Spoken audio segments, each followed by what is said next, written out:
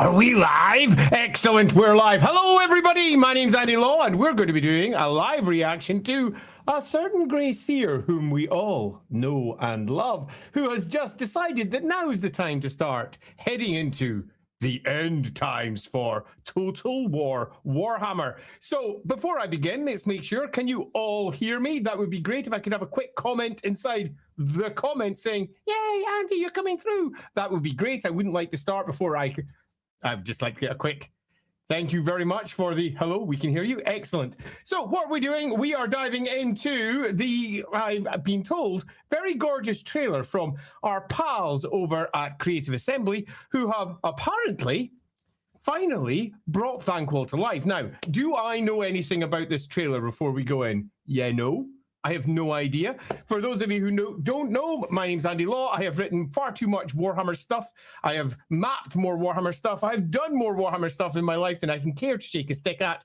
And I have also, in our live action roleplay that we, live streamed roleplay that we pop online, portrayed Thanquol more than once. Yes, yes! So I'm super keen to see how he's going to be portrayed by Creative Assembly. Am I going to be happy? Am I not? I have absolutely no idea. So my plan is, because this evening we were supposed to be doing a stream about, to begin with, it was going to be new Old World lore that had just come out for the Old World game, but the book's not released yet, so we had to push that back. And so we decided to do a tier list stream for magical artifacts for Warhammer. Sadly, though, Ryan wasn't entirely available this evening, so we're not doing that. I'm doing this stream instead, rather quickly. And we're going to be doing the tier list for Warhammer Artifacts on the Thursday. And we are only choosing really top-tier stuff that we're going to be talking about. So that's this Thursday at 10 p.m. UK time. I'm looking forward to that. So I'm just going to watch the trailer first time. It's going to be super tempting to stop, to listen, to try and make comment. I'll try not to stop it and, you know, overdo it. I'll try, but it's going to be tough because I'm super excited. As you can see already, Morsley is so big, and that makes me happy. I'm really pleased to see. I don't know if you can see already, but you can't see my mouse. Can I bring my mouse in? No, sadly, you can't see it. But you can just see the skull there on Morsley, the two eye sockets and the nose socket. That's the same skull design that was used in the Marienburg Odyssey game that was released on mobile. It's the first place where they depicted it like that, and it was copy-pasted over a host of other games, including Vermintide et al. So it's really nice to see they're continuing with that. I also depicted Morsley like that when I was doing Warhammer Fantasy roleplay stuff, and I ported it in, and I've got a couple of bits of art where I did that as well. So super pleased that's there. Those little details, I'm going to want to stop on throughout, but I'm going to try and watch it through once. When I've done that, I'll jump into the super chats, and then I'll take it in a little bit more slowly and see if there's any details that I can spot. Now, remember, when I do this, there's a few things I need to say first. One, I don't know Total War that well, so I might miss lots of stuff, especially the new units. So if you tell me in the comments, I will do my very best to go, oh, that one. So I'll be trying to watch out for that. I'm keen, but let's just dive into it because I don't want to just sit here talking. We've got a stream to watch, god damn it, and I will desperately try not to stop. I have no idea what's in this one, so it literally could be anything. Let's find out. I'm going to go press play. Are you all ready? We sitting comfortably? Ooh. Okay, I'm guessing that horned rat symbol there is going to be Thanquol underneath it, because if it's not, I'm going to be disappointed. Let's find out. It's going to be really hard not to talk over this. I'm going to cover my mouth. I'm going to try really hard not to talk. How can it be possible that you do not know me?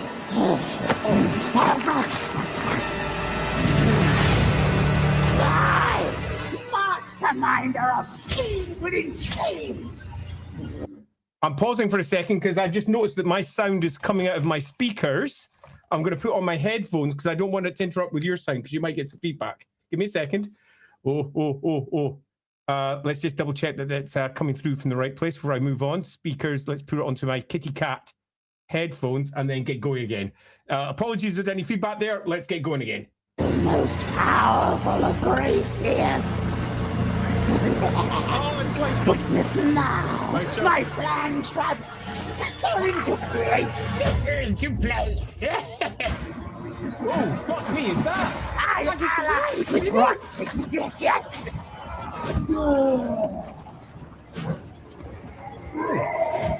What?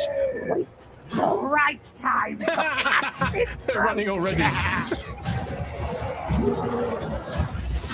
Oh! Well, the best. Listen, we snuck inside, stole what we needed for the engine.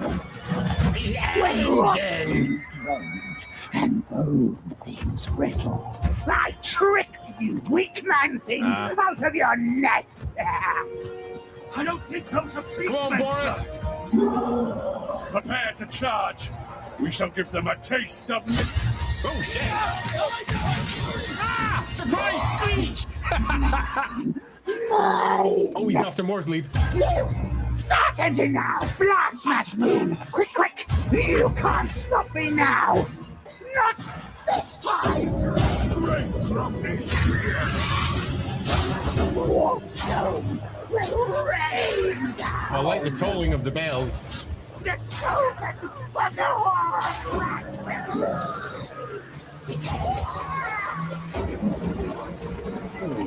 Me. Oh, wait, is that Lamians? Nice.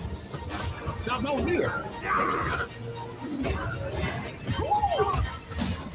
Now none shall forget grace seared by cloud.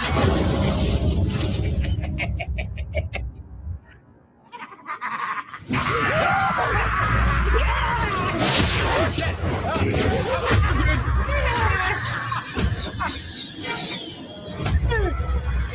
Nice. Fuck me.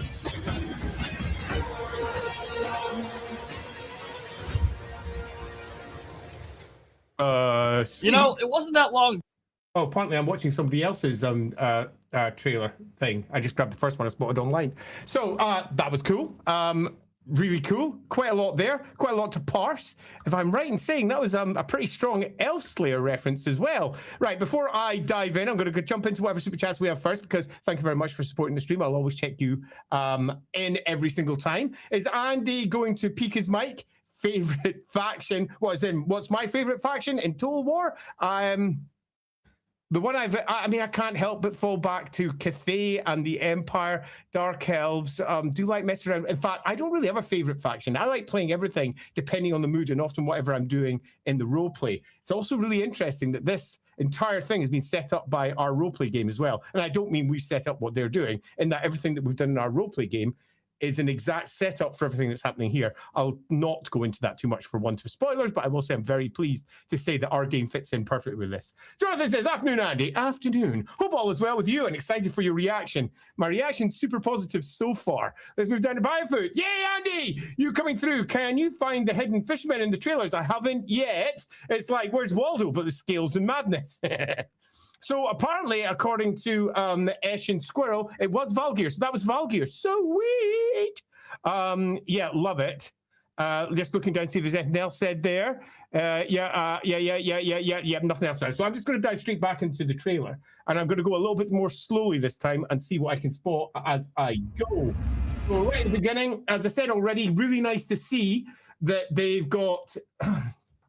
So I'm going to start with a tiny amount of criticism, because this is some weak-ass drawing of Morsley. This is just a very simple black faded down texture put over a moon texture over it. I would have preferred to see them actually just drawing Morsley afresh for this. It wouldn't take very long. I could have done it like in the course of an evening, or at the very least made it a little bit less like someone's just put some dark splodges on it to try and make it look like it's... got the skull. It's a little bit like someone's painted a normal moon with clown makeup, but you know, reverse, rather than going white to put black bits on. It's let's get rid of the it's Valgeir there. It's not bad, but the artist within me can't help but go, oh, I really wish they'd just done a little bit more on that. In fact, on that, I'll see if I've got Photoshop open, because I've drawn Moore's Leap for my various streams like about 20 times, maybe more. Let me see if I can grab one of those while we're going. It'll probably just be marked as Moore's Leap on one of them. Oh, no, that's not a good one because it's not the same angle. I prefer the same angle. That was one of the original Morse loops. I'll get caught up in that, so I want to keep on with the trailer. So we're going down to the staff of... There he is. Thanquol staff. Anything to say about Thanquol staff? No, not really. It's fine. It's okay. Can't really say that I'm particularly excited, or I'm sure if it had been done by Mark Gibbons, this would be a significantly more impressive piece of work. Mark loves having stuff floating in the wind, and he loves to make it look like it's a lived-in artifact. This looks a little bit like it's... Oops, pardon me, I just accidentally skipped back there. There must be an easy way to skip back a few frames on YouTube. No, that just changes the speed. I don't want to change the speed. What's going to be... can I do that? Will I do it? Oh, I'll go back a frame or two. Oh, but it's really slow. Look at that. Is there any way to make YouTube rewind? Because I don't actually do that very much. Someone's just... thanks very much for that one. Hawk, I'll go get the actual YouTube one rather than somebody else's one, because that's much better. And I'll just go type that in. Thanks. Visit site. Let's go grab that. And Control-C. And just pop that in here. Control-V. Like so. Which means we now have the right one. Much better. Thanks very much for that one, Hawk. Enormously appreciated. So let's get that back up. Now, there must be an easy way to fast forward and rewind in this. Anyway, I'm going to just let it go. Impossible that you do not know me. So let's just start off with the how can it be possible that you do not know me? So if you don't know what this is in reference to, it's an Elfslayer. So that's written by Nathan Long, good friend of mine. And when Thanquol finally captures Gotrek and Felix, and he's like, I've got you, and I'm Thanquol. We've been chasing you for however many long. And they're like, who the hell are you? What the hell? And he freaks out. He's like, what the fuck? How could you not know who I am?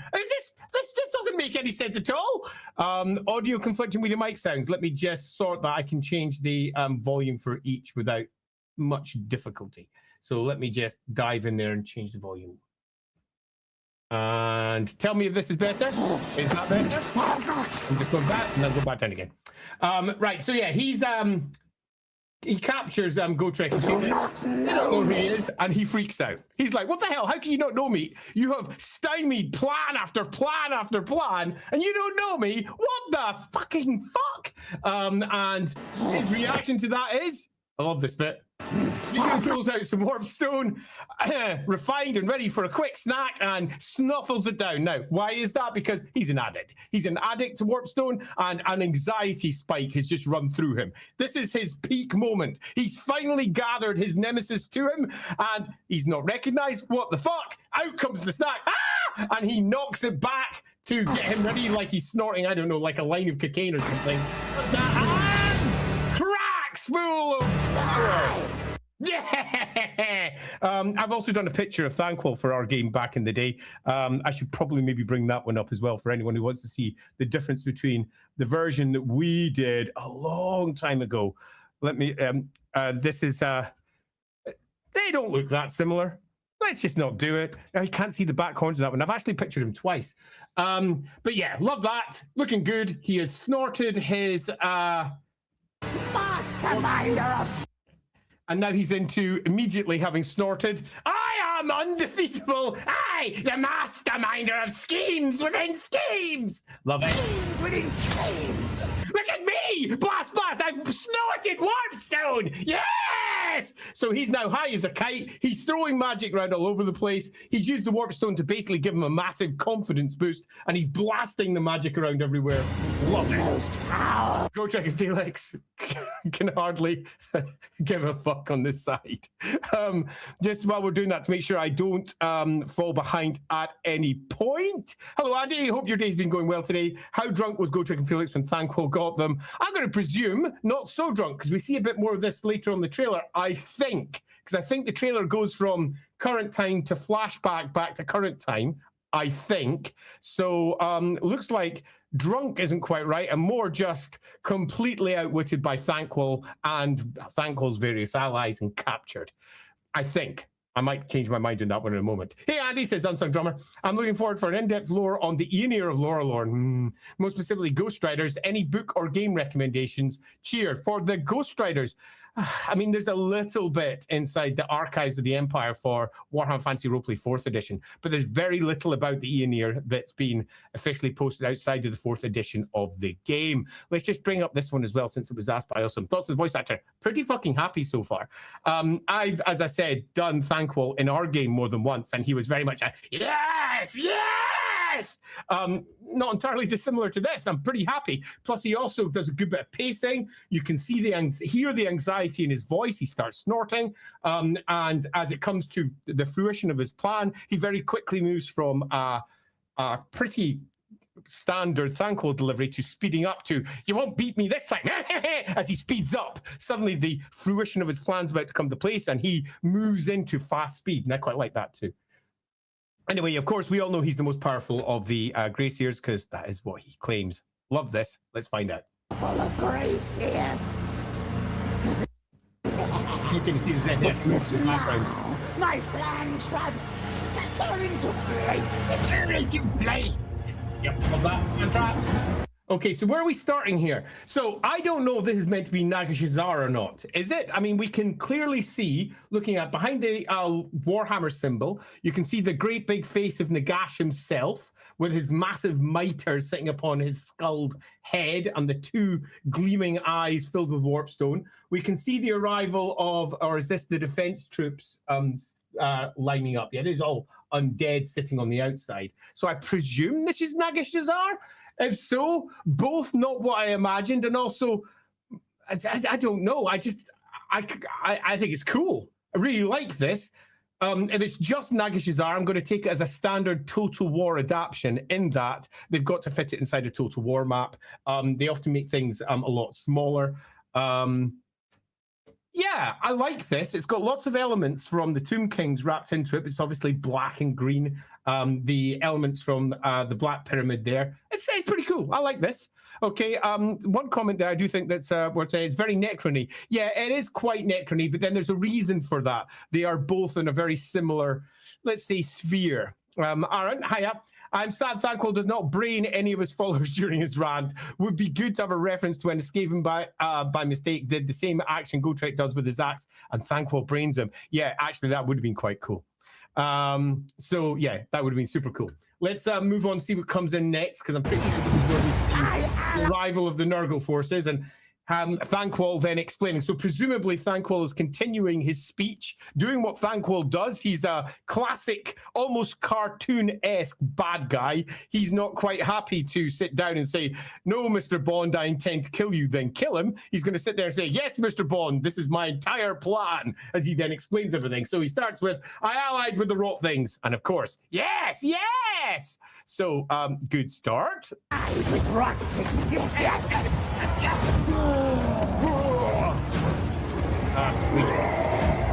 Nice. Wait, right. Oh, but wait for the right time to cut slit throats. The Skaven have already turned tail as he looks back and sees the Skaven are already heading off because they've got their own schemes. This, of course, amuses me deeply.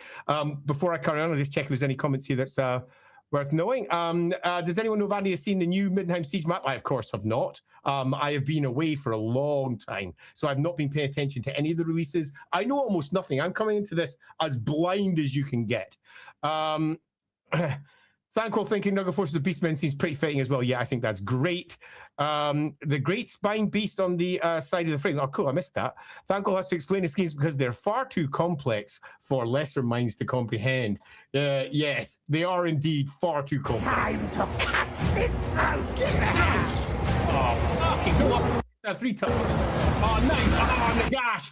Look at him. So, as a long-time painter of the old clown-faced Nagash, the 4th edition mini that came out, and an admirer of the 8th edition version of Nagash that we got, and a slightly disappointed Andy when we came to Age of Sigmar, and they didn't update the miniature at all. So we ended up with the old Warhammer Fantasy Battle version of Nagash going into Age of Sigmar. Nonetheless, I freaking adore what Nagash has become. And I particularly liked, assuming that what I saw was correct, that throughout the course of this, you see the books of Nagash swirling around him. So one presumes all 9 books of Nagash are there. If we went by old versions of the rules, that would effectively mean that his levels of magic are being boosted and boosted and boosted as all of his magical power is here in one place. Worth noting for this model, there is no obvious sign here of the crown of Nagash. For those of you who know your Warhammer lore or who might not know what the Crown of Nagash is, go check out our stream that we did over on Lore Beers just last Sunday. We discussed the Crown of Nagash.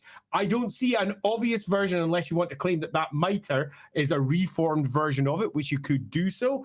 But I would guess here that we don't have an obvious Crown of Nagash here sitting upon his brow. That being the case, that would suggest that at the beginning of the end times, Nagash is definitely not at his full power, which is pretty freaking cool. I love that. So let's carry on and see what else we got coming. Oh yeah, look, there's the books. Oh, you can see 1, 2, 3, 4, 5 of the books if we include the one he's carrying. Cool. What spell is that he's casting? One presumes some sort of suck your souls and throw everything up into the air spell. Love it. That sounds pretty good. Yeah, love that. So we're now sweeping over to... So I need to read what his story was there again. I wasn't paying attention. While the Dead Seer was busy, so the Dead Seer is clearly Nagash. So while the Dead Seer is currently dealing with all of the attack from Nurgle, the Skaven are sneaking inside. We'll get an opportunity to see what they think. So they're obviously showing us here the minds of Nagashazar. So basically this is a microcosm. This is one quick image for you to get the enormity of Nagashazar into one quick video. Nagashazar is truly immense and a mining system that extends for miles. But here we've got ourselves the big fortress going down into the mine to give you the idea of the mines of Nagashazar, and one presumes the warpstone required for the big massive machine thing, the engine, which is going to be stolen, one presumes, by Thanquol to go power his big machine to blow up Morrsleep. And for those of you who've watched LAWhammer, you'll know that that is one of the key plots of LAWhammer. And in LAWhammer, I won't spoil it, but let's just say it sets up this perfectly, just perfectly. It's a perfect setup. I love it. So yeah, this is nice. Let's dive in and have a quick look and see what it's like down there.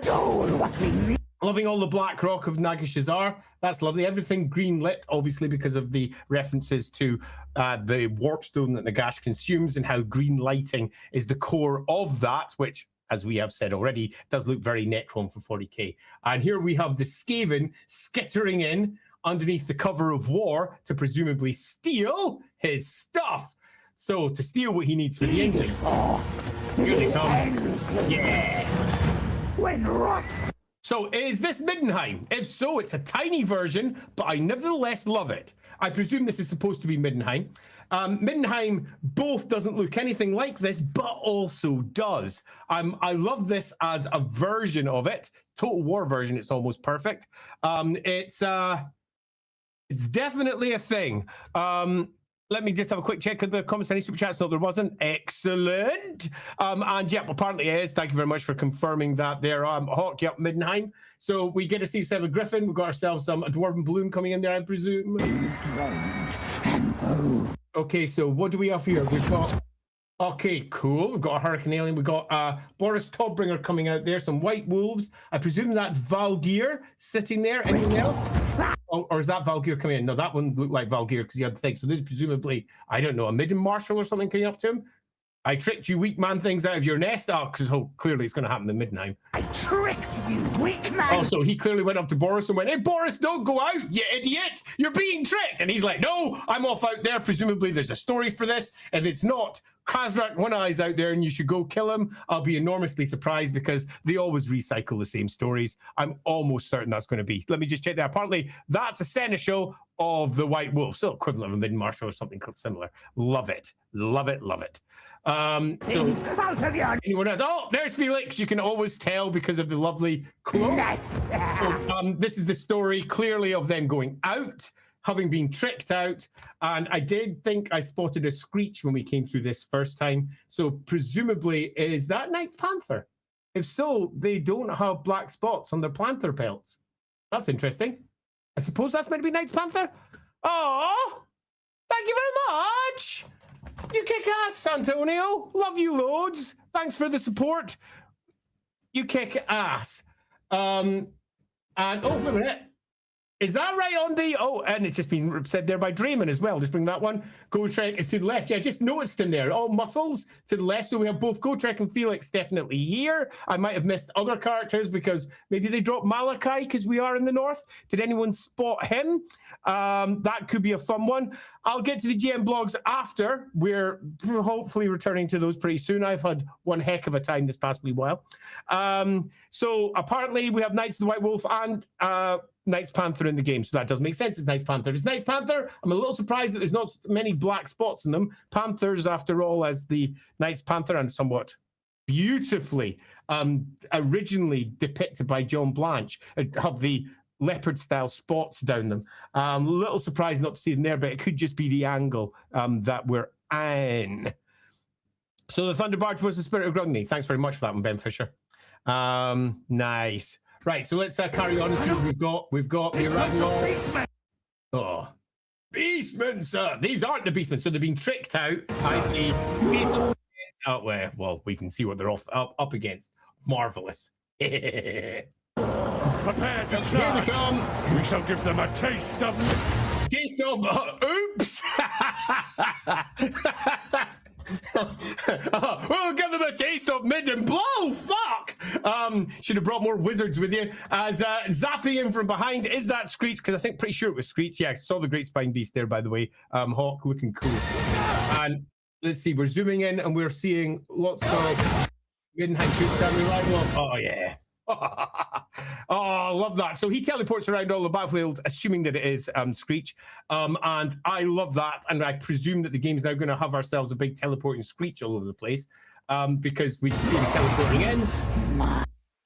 So, mine. So this is in reference to Thanquol clearly saying that Mors Lieb, as you can see his big claw there, mine, it's mine, because he wants all of the promised warpstone inside the holiest of artifacts to the Skaven. We often forget this, that Mors Lieb is considered to be pretty much the great horned rat himself, and one day he will spit down upon the world and bring ruin to the world so that the Skaven can inherit it. And one of the great Skaven jobs, should we, if you wish to describe it as a job, is to try and bring Mors Lieb down. And this is clearly Thanquol's plan to do exactly that. We have Screech, no, 4 Vermin Lords been added. Nice! Thanks for that one. Oh, love it. I'm going to go back and check that. Did Gotrek parry the Warp Lightning, or did it only hit the horse? Almost like he straight up deflected it. So he can do that. Let's have a quick check, because I didn't see. So he's down there on the ground. We can see him clearly in the center of the screen. Boris is doing his funky little... Let me just go there. Funky little speech and... Okay, so it looks like he's raising his axe to defend against it, more defensively rather than he's deflecting it. It hits the Knight of the White Wolf in the back there, completely annihilating him, which is pretty fucking cool.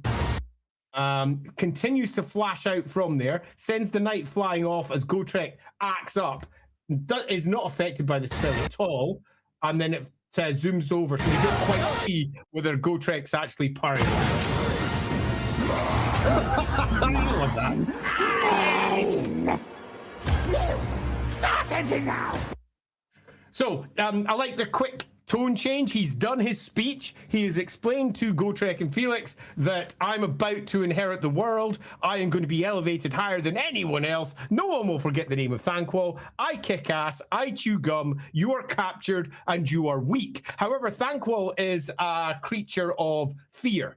He is someone who has failed as much as he succeeded. It's easy to think of him as someone who fails at everything that he does, largely because some of the key stories about him are Gotrek and Felix stories. And in those, when he's an antagonist, Gotrek and Felix are obviously going to generally win. Thanquol is then pitched as somebody who is the loser in those stories. But if we look at his overall story, he wins much more than he loses, and he takes advantage of others a great deal. He's a very capable Grey Seer, for all he is someone who does fail forward quite a lot too.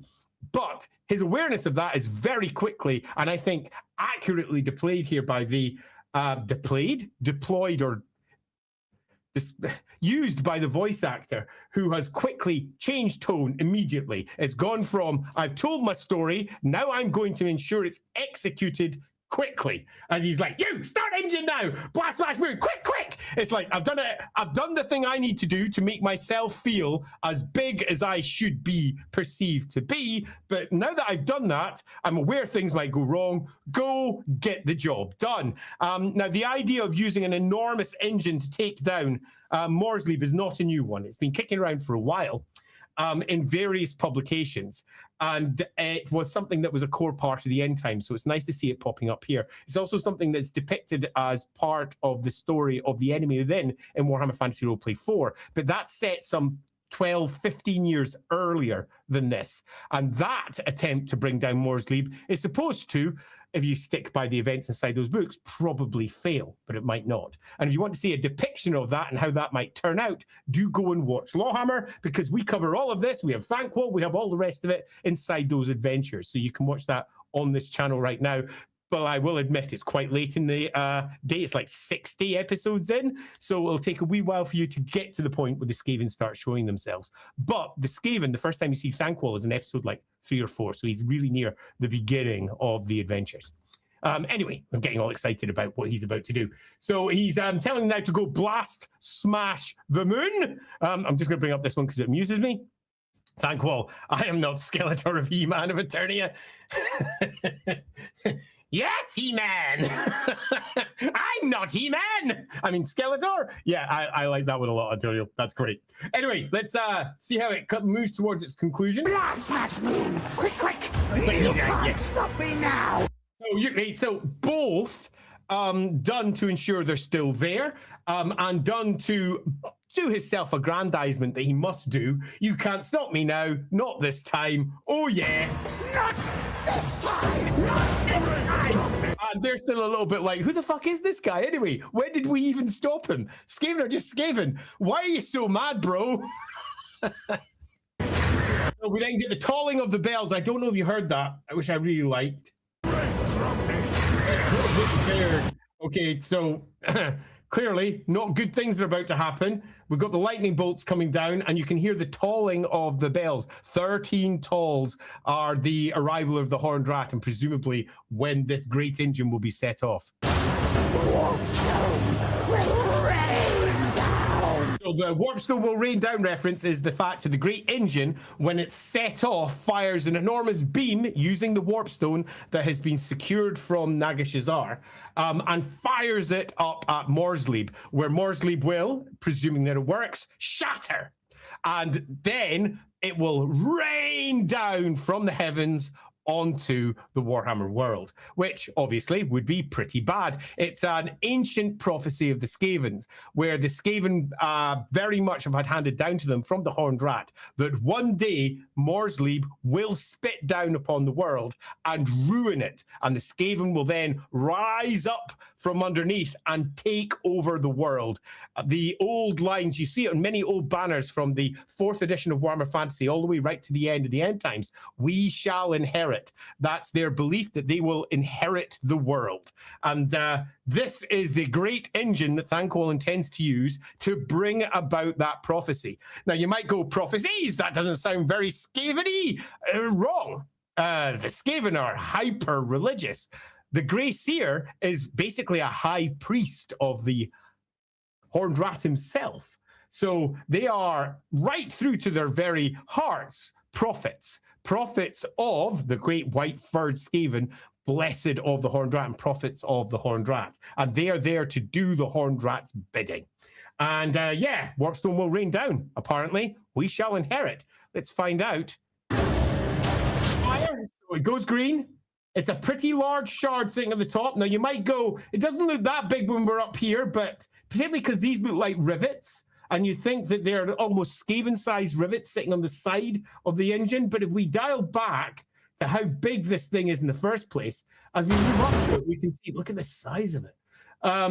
If we go back just a bit further, go to about there. As we run up, so what we've got is a host of multi-tiered and multi-story buildings that are sitting before it. So we're probably talking freaking enormous. And mean, this thing could be smaller depending on how you do it. It's big. That is an enormous chunk of warpstone. But it might not be quite as big as it's almost being camera angled to look like here.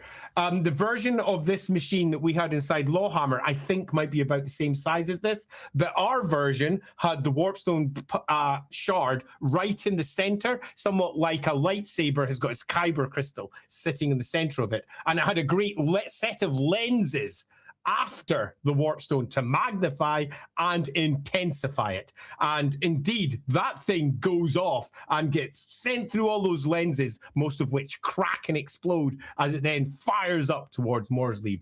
Good times.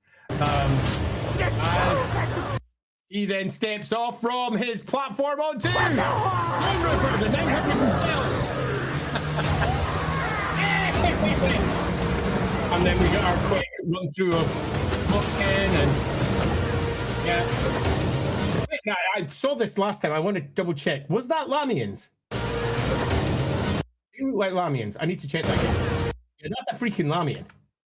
Let me just run back that one more time.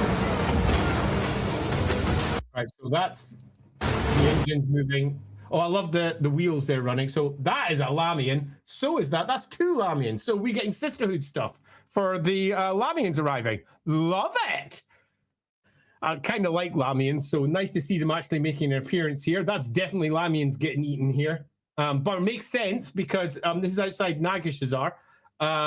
It makes sense because the Lamians are obviously very close to Nagashazar in the greater world scheme of things. The World's Edge Mountains has Nagashazar near the midpoint. So the old world is north of it, and then we go south down into the Southlands. And if we go up about a third of the way up the World's Edge Mountains, we arrive at where the Lamians hold court and Neferata is. So yeah, they're relatively close. So nice to see them making appearance. So apparently we're getting Lamian handmaidens and new Neckhart models. Nice. Like that. Like that a lot, in fact. Love it, in fact. So glad I spotted those. What else starts to be you. Big. Okay, so I presume that's Valgeir there. I want to go back there and get a better shot. That'll be Valgeir kicking someone in there. And let's just, whoopsie, press the wrong button. Let's go back. There's Valgeir.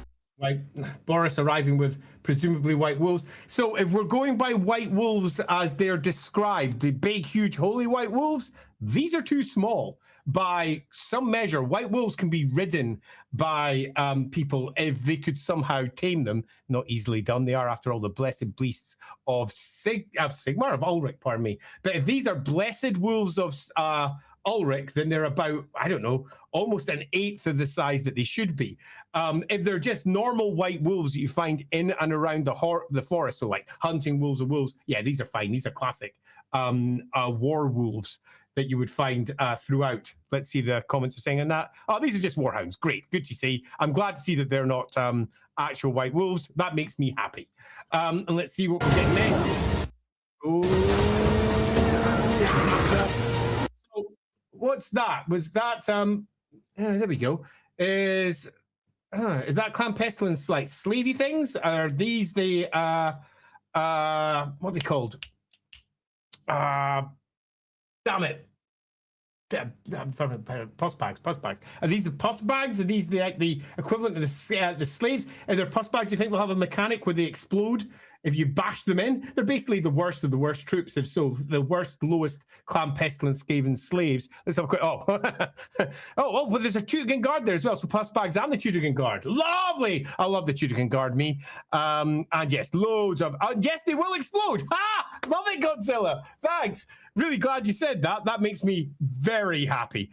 The Tutagan Guard look like Wulfric. There's a reason for that. The Tutagan Guard are the oldest, most true-blooded Tutagans inside the White Wolves.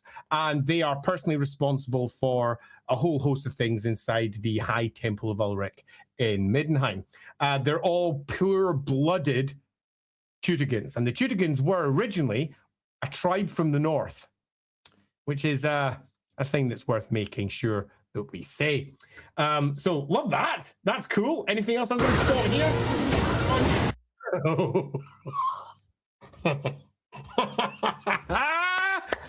Let me just rewind that bad boy. Holy crap, look at that thing. And look at it jump up in the air like it's nothing. Massive Titan just jumps up in the air like it's an easy thing. I'm just going to let that one go for a second. Oh, look at the wings spread now. Now none shall forget Grace Thanquol. None shall forget Grace Thanquol after 2 minutes and 21. He has unleashed his plan. He has told everyone what he's going to do, which is I'm going to crack Morrslieb and make it rain down upon the world and bring about the long prophesized rise of the horned rat and what is, as it's going to turn out to be, the end times. This is not actually what the horned rat presumably wanted. It's certainly not what the Skaven want. They don't want the world to blow up. They want everyone in the world to die and for them to inherit it, and they then enslave the rest of it as they then live on the surface in complete control. That doesn't mean the horned rat himself doesn't want the world to blow up. And this is one of those ones where you get is the horned rat a chaos god? And is he just tricking all of the Skaven into helping him destroy the world? And the answer to that is very possibly yes. I love this little section right at the very end. It's one of the things I spotted in my first playthrough. You see the Skaven basically celebrating because they've set off the enormous engine. It's beginning to rain warpstone down, and they're all cackling away. There is absolutely no way, by the way, that if they set off that warpstone engine, that warpstone would immediately come down. It would take quite some time. It is, after all, quite literally an astronomical feature. The distances involved are, as we speak, astronomical. But let's just say Morrslieb's come really close. And, you know, it's fine. But it's all coming down and right behind them. And they're like, oh, has it hit us? Has it hit us? No, it hasn't. And because it hasn't, they get right back to what's important in life, which is cackling. I love that. Look at that. It's beautiful. You're in between meetings. Nice to see you out there, Ryan. Unable to escape at the moment, but I can just be annoying in the chat. I am delighted with you being annoying in the chat, particularly if you say something like, and I'm pretty sure you said something like, we're so close to 10K. Remember, we get a guaranteed Balthasar Gelt stream when we hit 10K. What's he referencing? 10K subs on this channel. We're currently at 9,500. We get 500 more subs, which means if everybody on this stream watching right now live just press sub, weren't already members, which I know a large number of you already are. But if you press sub, completely free, just click to get notifications. We would already be over on Lorebeards organizing our Gelt stream, which I'm very much looking forward to. I'm very much looking forward to because I fucking hate that guy. As several people are saying, 500 more for a Gelt stream. Yes, yes. Yes, yes, indeed. So anyway, do I want to sit in that Kenrick Titan more? No, I want to go back here now. Decide the world's fate, because we're obviously doing the end times. Let's see anything else here. It's a game of 2 more. There's Thanquol. There's him facing off against, I presume that was Boris Todbringer, wasn't it? Yes, it was. There's him facing off. You know what? I kind of wish that they had more artistically posed this one, because you can't really see Todbringer at all. He just looks like a mess of stuff with a horse's head. In fact, in a different world, let me just take off that comment because it's in the way. If you take a look at what's, where did I put that comment there? If you take a look at that, it looks a little bit like he's a horse-headed mutant. And the horse is the one looking up, not Boris Todbringer with his sword drawn. Also worth noting, if that's meant to be his rune fang, it is way too small. The miniature for the rune fang is almost 1.5 times the size, I mean, a length and a half on top of that, and has a broad blade with the runes on it. So I'm going to suggest that their model for the rune fang, somewhat unexpectedly, is a bit too small. Normally, Total War goes for the biggest, most extreme versions of everything. In this example, somewhat small. So let me just let that run. Legendary Lords. Oh, here's the guy. Fuck me, look at him. Nice. Okay. Nice. Our biggest DLC. Nice. Ever. Nice. Doesn't Boris looks extremely tiny there at the edge? They could have at least put him on a horse or something.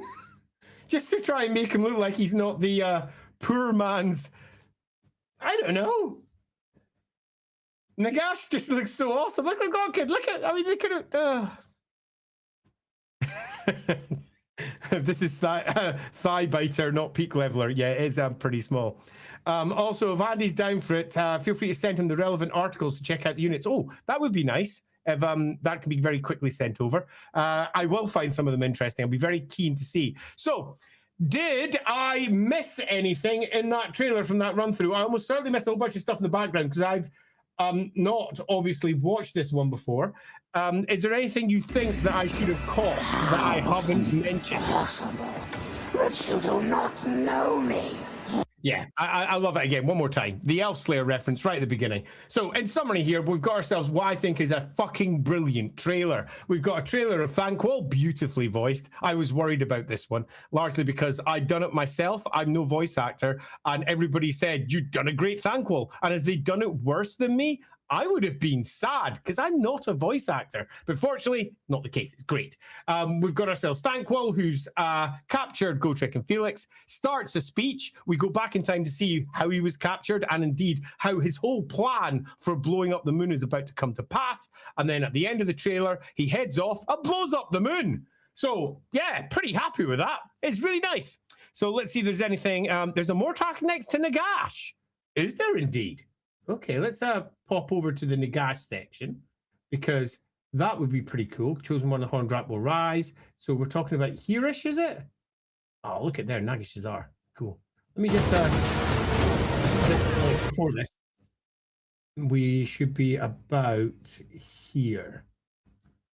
Okay, that's just as it's sneaking inside. We've got Nagash coming out to see everyone because that's exactly what Nagash would do, which is go and see it himself.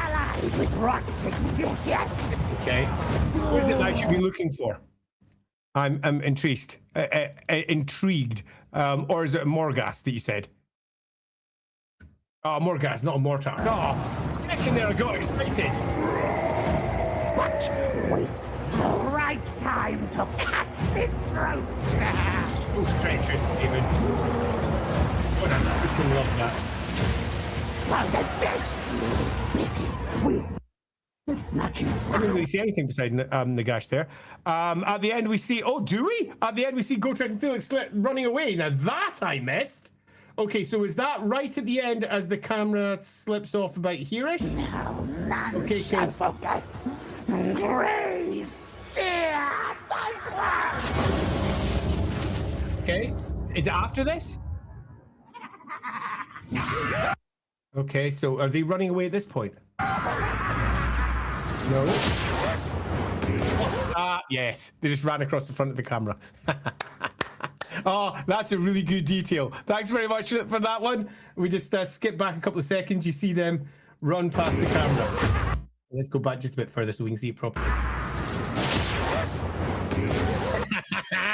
Yeah, love it. So they run past, they grab their weapons, and they get out as Thanquol thinks I've won the day. And indeed, actually, he sort of has in this particular state. He has won the day. Very rare for Gotrek and Felix to be on what is ultimately the losing side here. So that's super cool. So apparently I've been sent over the article. I wouldn't mind going and having a quick check at that. So let me just go run over and grab it. Visit the site. Let's pull that up and let's go and present that as a separate window. So I will stop one screen and present the other screen. And we will present, I'm going to say it's this one. Share. Let's bring it up, peeps. Let's see what we've got to see. Add to stage. So apparently, Thanquol Lords had a DLC overview. Good start. Total Warriors. Are you a Total Warrior? I think I'm a Total Warrior. I'm going to skip through this quickly. I don't need to go through all the deets where it sits there and says how awesome we are and these are the awesome things we're bringing. I'm much more interested to see what's being added. So the fate of the world be in your hands. Yes, yes. Check out the new trailer below. Yes, yes. Moving down. Nagash, Supreme Lord of the Undead. Wouldn't mind looking at that art. Let's have a look at that. Oh, nice. Oh, hell yeah. Oh, hell yeah. That's pretty cool. we've been missing in the fantasy side anything that resembles any form of Nagash art for some time. So yeah, loving that. Fucking yeah. So let's have a quick look. Campaign features, Landed Undead. Nagash's vision is to amass legions of undead warriors. Fair. Erect vast necropolises in his own glory. Fair. And transform the world into a vast land of the dead. All fair. This sounds like Nagash. No comment so far. In doing so, he gathers dark energy, empowering his arcane black pyramid to unleash the true potential of his forces. Again, sounds good. To aid him, he must gather the 9 Mortarchs, his lieutenants in the trials to come, and reclaim the lost books of Nagash to become the mightiest spellcaster the world has ever seen. A little bit of hyperbole there. The mightiest, but maybe not. Only when the world lies in ruin before him will his final aim be realized, ascension to godhood. That's a nice, clean description of what Nagash is trying to do. No notes. Battle play style, I'm not too worried about that. I'm more interested in the army roster. So what do we get? Nagash, great. Dieter Helschnecht, yay! Vala Karkon, I'm not surprised, but yes. High Lich Priest, Lords of Nekara, Light, Death, or Undead, good. We got a Tomb Herald, we got Drakenhof Templars, interesting. So vampire unit, we're going to get some special units for each one of the bloodlines of vampires. Like this, though. Spirit Hosts, Morghast Harbingers, Morghast Archive, nice. The Kemric Titan, which we saw, which bluntly was ridiculous. Love it. Looks like a giant death beetle. Kemric, over to the Coven Throne. I love the Coven Throne. If you don't know it, go check out the mini for it. It looks lovely. The Icon of Eutherian, so that's what, a Kemric Titan, cool. The Sepulchrics, so that's Nishabti, and a Silent Legion, which is Morghast Archive. Cool, that all sounds great. So let's have a look at the art for, oh, that's nice. They've really gone for making, in this piece of art anyway, his horns, for Thanquol's horns, as almost warp stone, which I quite like. In fact, I really quite like that. It's quite unlike the version of Thanquol that I've drawn in the past. I'm pretty sure I drew one relatively recently, although he's sitting in a big, massive warp stone device. Let me just double check if it's easily accessed over here. Nope, it's after that. Cripes, how many games have we played? Let me just quickly check there. Nope, that's not it. That's not it. Big Rat, there it is. Yeah, you can't see it at all in that piece that I did, sadly. But I'll show you it anyway, just so that you've got... I really like the green in his horns. Really like that. The version for episode... Can I bring that one up? Let me just see if I can... share a different one. Well, I'm going to have to stop screen for a second and I'll swap over screens. I'll go over to the other one and let you see that. So I'll share the screen. That will be over on... I don't want any of those. I want the entire screen for that one. Let me bring that one up. So this is the Thanquol that I did for our game. So this is in the 85th episode. He's inside a ridiculous machine called Big Rat, where he's attempting to take control of various people across the Empire, direct mind control of them. But I really like what they've done there with the greeny horns. I might do that myself in a later episode. Yeah, love that. That's pretty dang cool. Compare that to, if I get rid of that, a very old, like all the way down version that we did of Thanquol all the way back. So this is for episode 2.5. I would redo that art a good bit if I was doing it again. Nice to see the difference there. This was Thanquol as he was scurrying around underneath under Altdorf all the way back in our episode 2.5. But yeah, that's nice. Loving that. Let's get rid of that so we can bring back up what we were looking at. Whoops, I brought back the same one. Let's remove that. And shop to share and bring up the share of the other screen. Share screen, please. And let's bring up that one. Share. So bringing this back up again and share. Looking at that. Love it. I think that's come out really well. Just bring up the comment there for Gideon. Thank you very much. The art is very cool, but his pose is a bit random bullshit. Go. Also suggesting for future stream, let's build a non-vampiric Mortarch. Yeah, that might be quite cool. And yeah, it is a little bit of a bullshit pose, but it's dynamic enough. It's got enough going. I'd like to see a bit more. I mean, if I was art directing this, I'd be saying, let's add a bit more motion to all of it. His robes are just sort of hanging flat. Everything about all the material is either hanging flat or hanging in different directions. If you see the tabard between the massive bone ripper rat ogre is sort of hanging off down towards the right, where his robes, where he's sitting on top, are hanging down off to the left. Our invisible winds are going in different directions.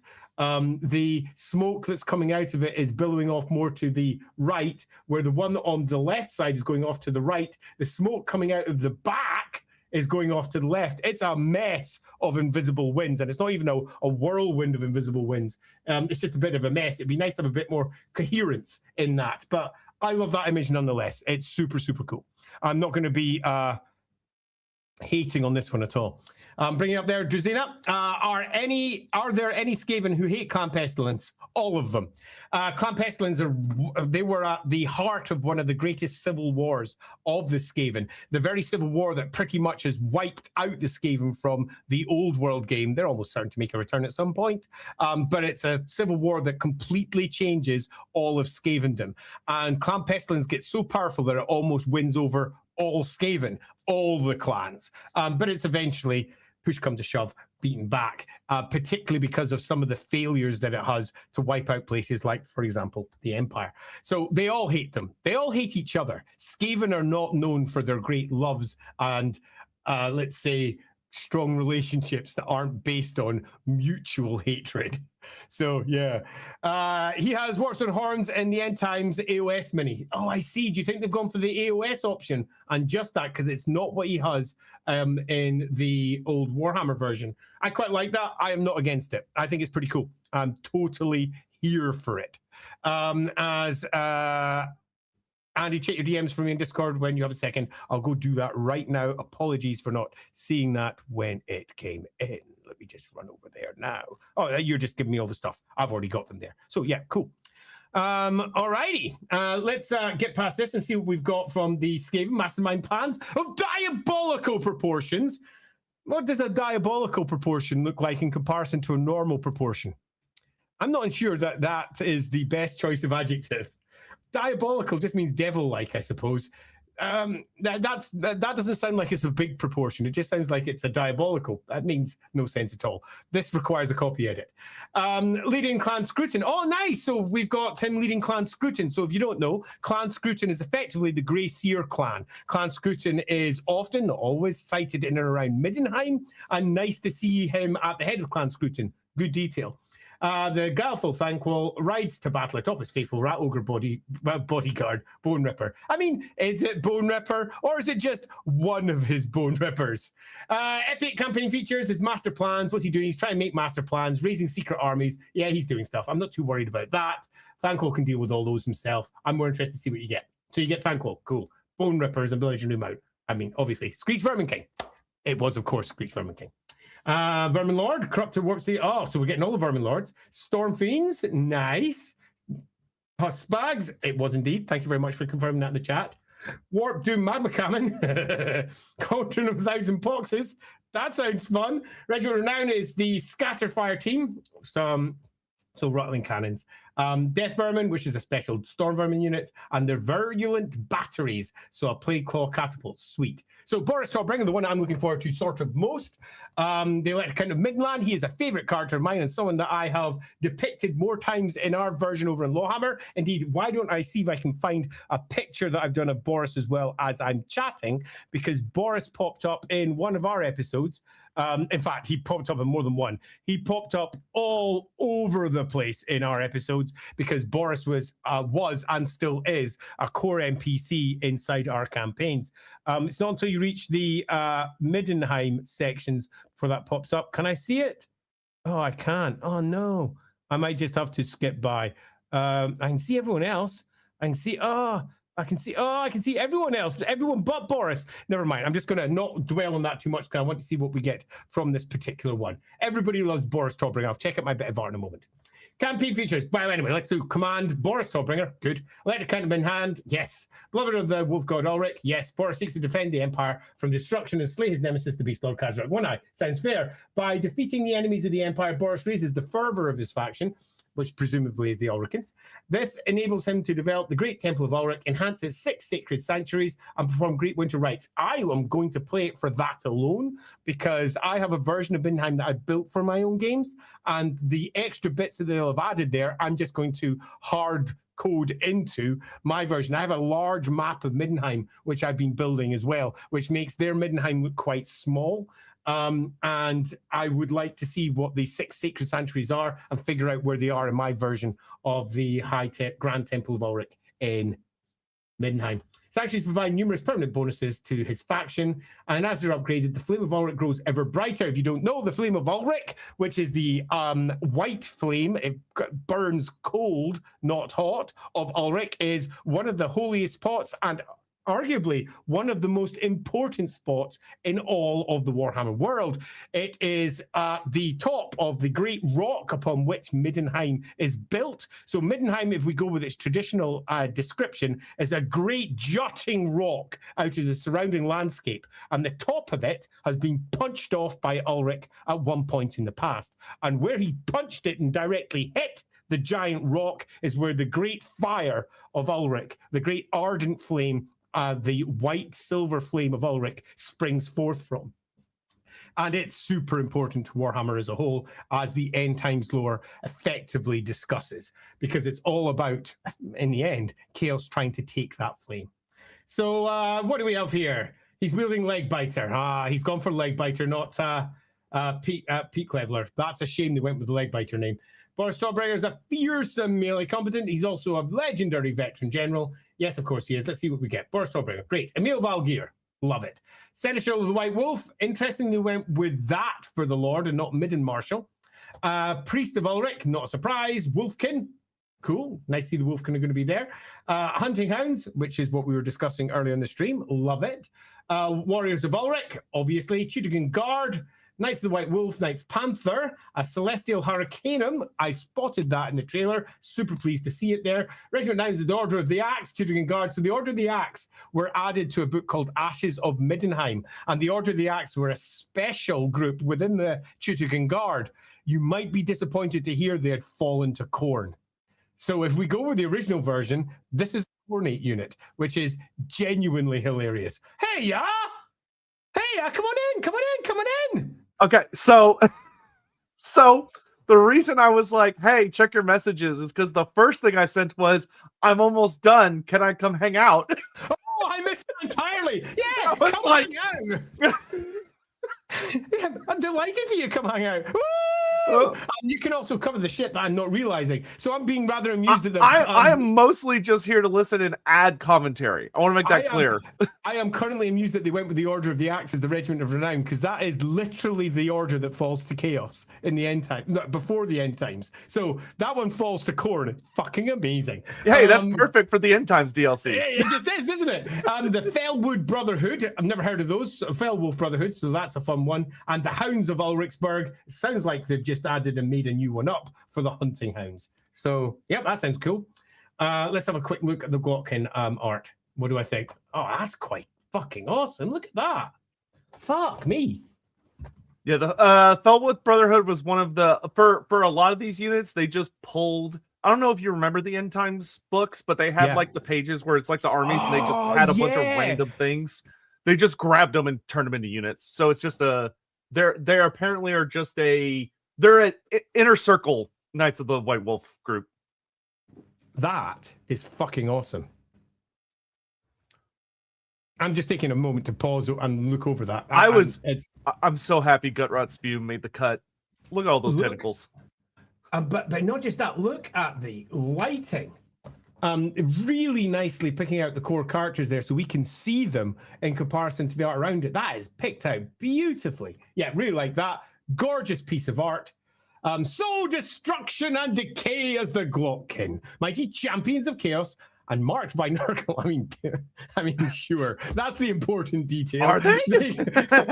Who would have guessed? They command warriors and demons alike. That's also a pretty weak line. Spreading gifts of the Plague God to the Empire and beyond. Interesting that they've gone for saying it's to the Empire. I mean, that whole first part, I think I would have written differently if you're looking to really give here's the punch and why they're awesome. But, you know, it's some words. Campaign features, what do? The Glock can spread corruption and harvest souls to gain the gifts of Nurgle, a range of faction, character, and settlement enhancements known as the Rituals of Decay and Grandfather's Blessings. The noisome triplets also generate significant levels of Nurgle corruption in the lands through which they travel, conquering settlements and transforming them into Gardens of Corruption. This just sounds like typical Nurgle play to me. Sounds good to me. I'm not upset. Campaign feature, Gardens of Nurgle, whatever. I just want to get down to the army roster because that's what I'm interested in. Oh, more art. Look at that. Glotkin. Yep, sounds good. That's what I expected. Got Rod Spearman. That makes me happy. Morbid X, Twice Born, yeah, and Blow Up, Rot Spawn, love it. Orgots, Demon Spew. Which one's Orgots, Demon Spew? Which one's that? He's the one that he's a Chaos Champion. He wields these 2 twin axes, and he's got like a big horn growing out of his face. Cool. He's the heavily mutated warrior specialist. Cool. Putrid Blight Kings.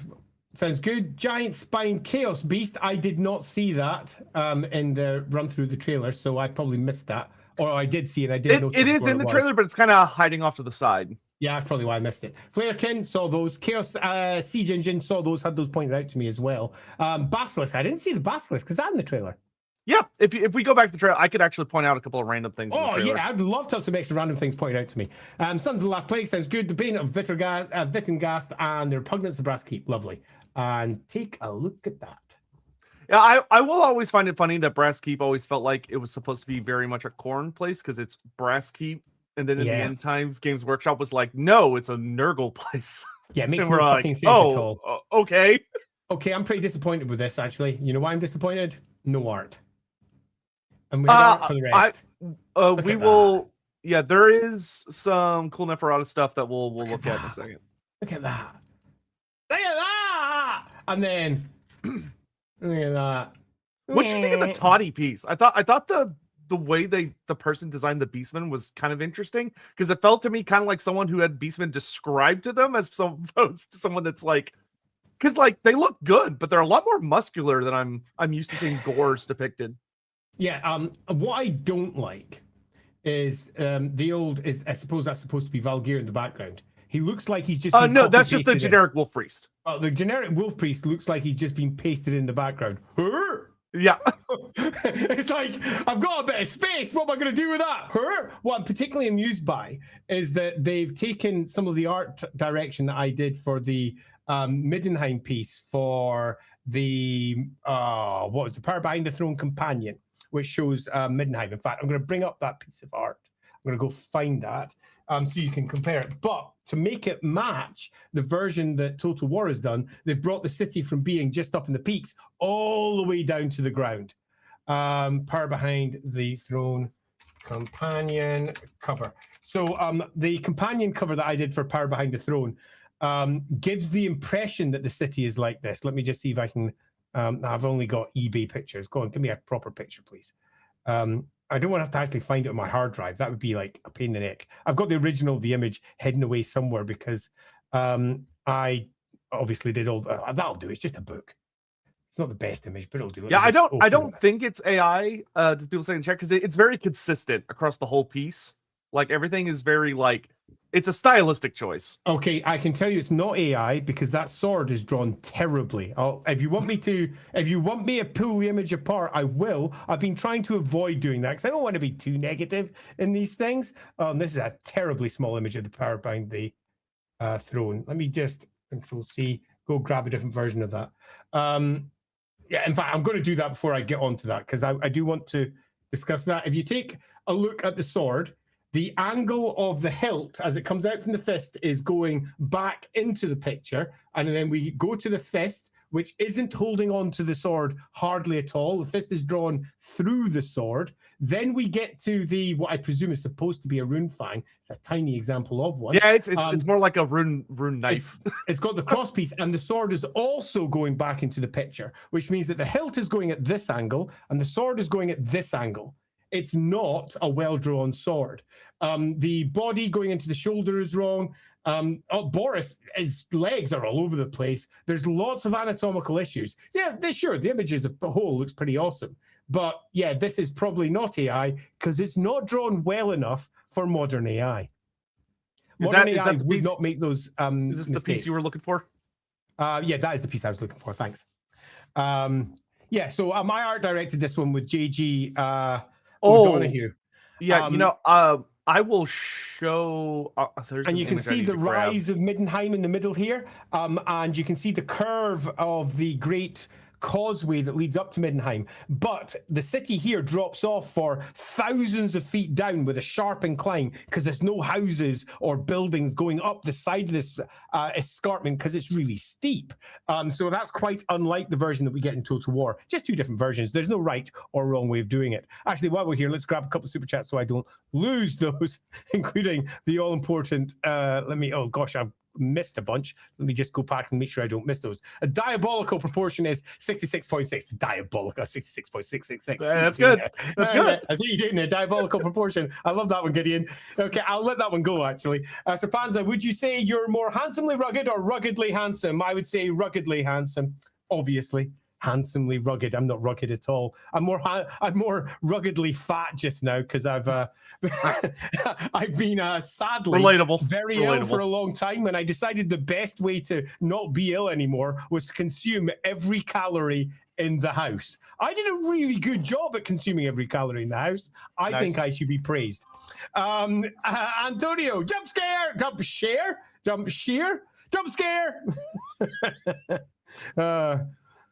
Sign of the Emperor. Oh, hi. Hello, Andy. Nice to see you back in action. Hopefully fully recovered. I'm not quite fully recovered, but I'm getting there. Looking forward to seeing you resume your journey in Final Fantasy 13. I said 13. I meant to say 14. Perhaps when you do, you can react to the Dawn Trail job actions trailer to see how each job looks plays at level 100. Yeah, sure, I can do that. I'm hopefully starting next week. I only say hopefully because my mum's just gone back into hospital again, and we're currently waiting to hear all the details. I'm actually doing a call at just after 12 about that. So yeah, I don't know what my time is going to be like over the course of next week. I'm all in a who knows where I'm even going to be, because if my mum is back in hospital, I'm going back up to Aberdeen to see how that's going because it's looking pretty nasty. And then now that you pointed out that about the wolf priest at the top of the left, it does look like the Minotaur in the top middle is looking at him like, what the fuck? He's a little bit like, where did he come from? I really do love the image as a whole, though. There's also going to be a new job trailer, actions trailer, is there, for Evercold in a few months. Close to the launch, that'll show all the jobs at level 110, including all the new ones coming to Evercold. Holy crap, it never ends. Quite looking forward to it, though. Biofoot, we find the fishermen. They're in there. I know that I haven't found them yet, but we're going to go back and have a look at the trailer again before we jump out of this. Oh, heck, we've got... have you got any of the other images before I move on? Have we got what? Any of the other images since you shared up this one? Oh, no, I shared this one. Yeah, I was like, that one's yours. That was me. I do have some more stuff to show you. Yeah, feel free to bring it up while I'm going through these. Sure. I think the quality difference between this image and this image is stark. This one... I can tell you they're... I believe each of these are pieces, almost all of them were commissioned from a different artist. So each one's probably different. Interesting. Yeah. This one is bluntly, this one's really Adrian Smith in terms of all of the background, except for the central piece. This is not how Adrian would pick it out. The central piece is just, it's popping, man.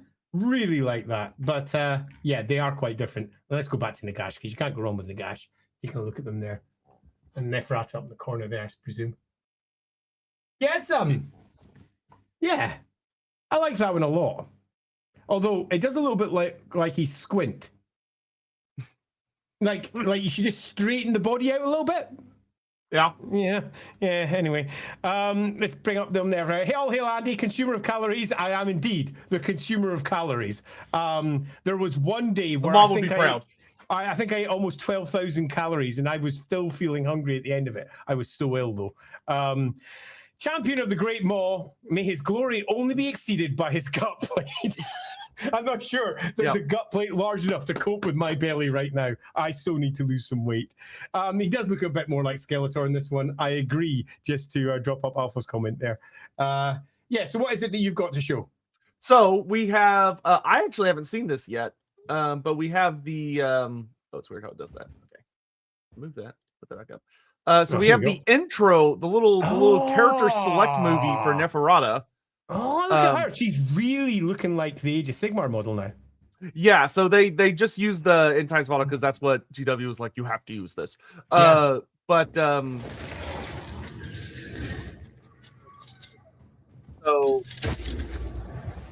all of her little ladies Sweet. whispering to her.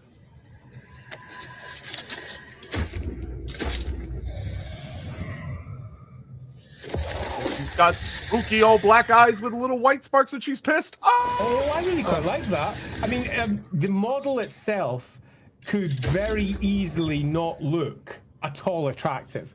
But as it comes in, you can see that her face is really quite well rendered. And given that Neferata is supposed to be this extraordinary individual that can be attractive to all, that's pretty good. Yeah, I like that. Yeah, honestly, considering the miniature they were given to adapt, not a bad job. Yeah, that's a pretty good job. I like that. Good job. Well done. Yeah, and then another thing I can show here is so I did a it's you. It's me. We got to do a stream where we showed off some like in-game stuff. Oh, you know what? Actually, hold on. I could do better than this. Do so. I'm quite excited.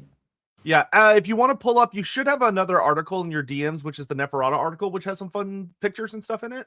Oh, okay. Yeah, I'll totally take that. Let me just go grab that. Pull that up in the meantime. I'm going to presume that it is this one right here. I'll move it over there, and that's the Neferata. Yep, I've got the one. Okay, let me just go share that now. So stop that screen and bring up share screen.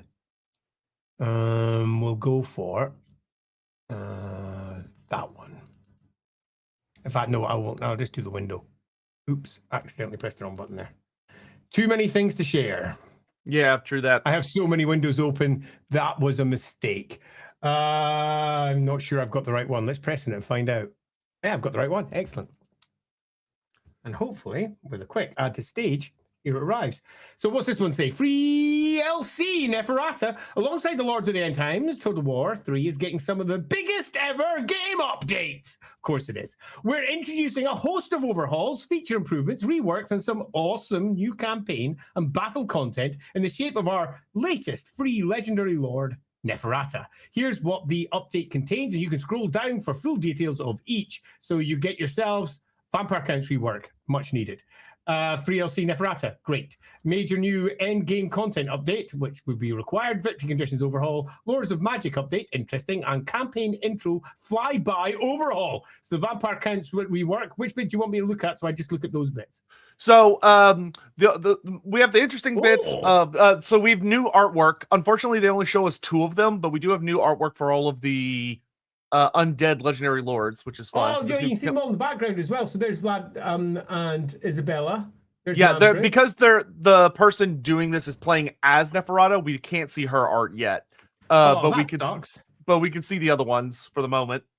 I mean, that'll do for Dear Hellsnake. It's a bit staid, but it'll do. Look at them being all Vlad and Isabella. Oh, that's not Hellsnake. That's Helm and Gorst. Okay, that's much better then. Yeah.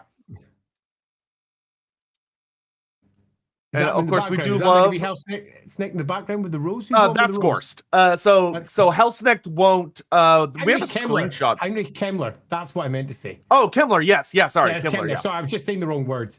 So scrolling down, what else do we get? You have the whole like all the stuff she could do, manipulate empires and stuff, which is cool. And then they have her model T-pose, which is always fun. Let me just. That is fine. I mean, the biggest problem for trying to make Neferata look like Neferata is the fact that Neferata's model does not reinforce the core qualities that Neferata has.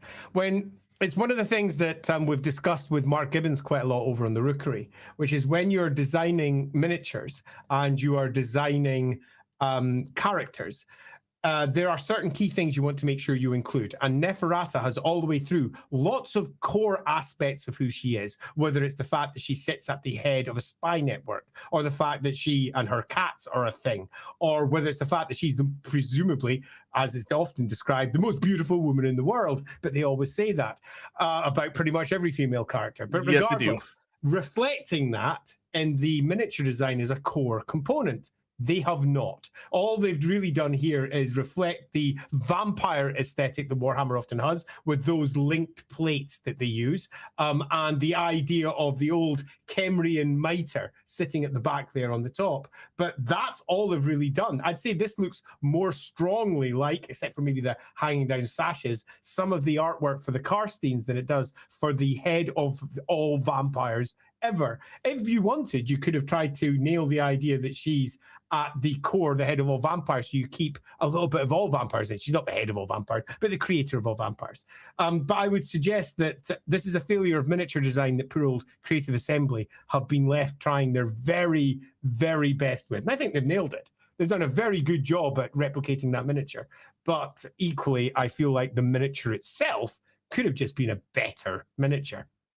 Yeah, I hard agree. And if we close out that image and scroll up a bit, there are some new, scroll down, sorry. Down. It's talked about. Yeah, so we've got the, so they're adding in Lamian handmaidens. It's just, basically they've confirmed we're essentially getting an elite unit to represent each of the bloodlines. We're also getting the new Necroc Lord. Look at that. Which looks drawn, almost ripped directly out of Warhammer or Mark of Chaos. Yep, that looks exactly like the Mark of Chaos. Yeah, which I think his name was like, he was like Ramhotep Vladikir or whatever the hell his name was. He had some goofy ass name. So long ago. And then those are the handmaids that come on the Coven throne. Yeah, nice. There's the Coven throne. Nice. Yeah, we're also getting Lamian vampires as a generic hero, which is actually genuinely very surprising news. That's pretty cool. Yeah, I also cool. I know my camera's frozen. That's because I'm doing something on my PC that's making StreamYards mad. Don't worry about it. And then those are the those I like these because they're clearly from different nations. They use the Cathayan assets on the left, the Kislevite assets on the right, and then we have kind of like the just standard old worlder in the center. Yep. They're fine. So you got Lamians from all over the world, which is pretty cute. Yep, like that. Any other pictures? He said scrolling down. No, I think that's it. That's it for the art. Oh, they're adding quite a lot here. Yeah, it's a lot of just stuff. Like story things Lore and stealth. That is a shit name. It is the worst name. It's the Clan Eshin only lore, and it's so dumb, and I hate Lore it. Of stealth, that's crap. Let's quickly go through these super chats before I move on. Oh man, the lore of stealth. Oh, sometimes I just shake my head in horror stroke amusement. We all need a vampire mommy, don't we indeed?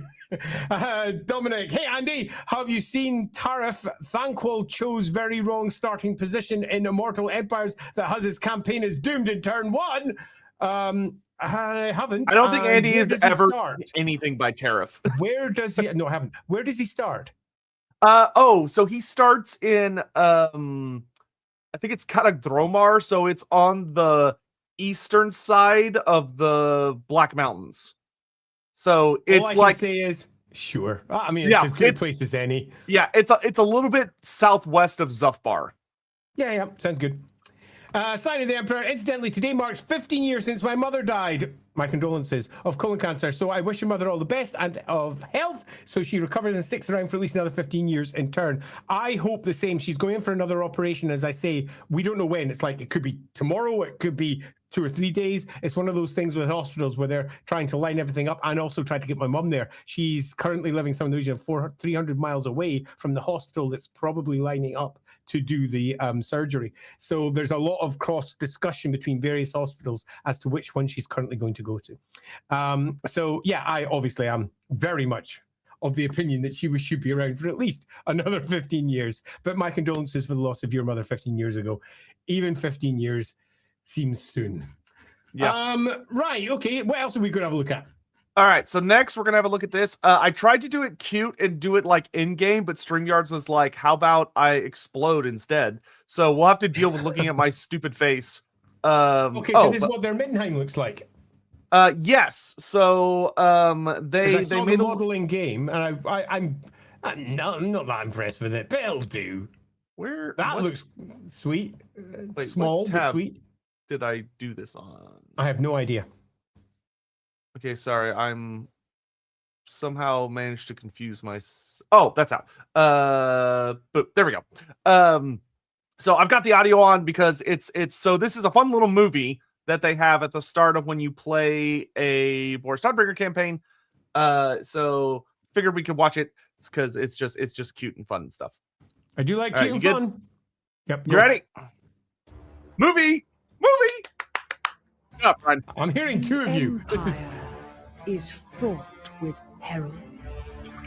Of its frontiers, none are as grim as the Drakwold forest. There's also a massive new soundtrack for the end times. That is true, Ryan.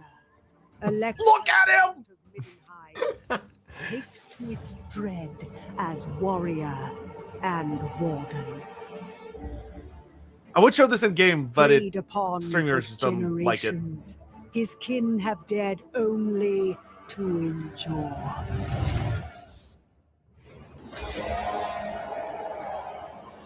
Oh, that was nice. This will no longer stand. Some of those beastmen don't look like beastmen. The tide of chaos will be met head-on with blade and fervor. He His legs are vows too to skinny. protect Ulrich's sacred flame. Sworn to the wolf god, Middenland goes to war. Bro, that is... Shut up, I don't want to listen to myself. I don't want to listen to him either. But what I will say is, holy shit, that voiceover is very slow and deliberate. And they will go to war. When the voice actor is told, all right, there's literally like 4 pieces of art, and we got to make like 30 seconds out of this. You must talk slowly and deliberately for the incoming war.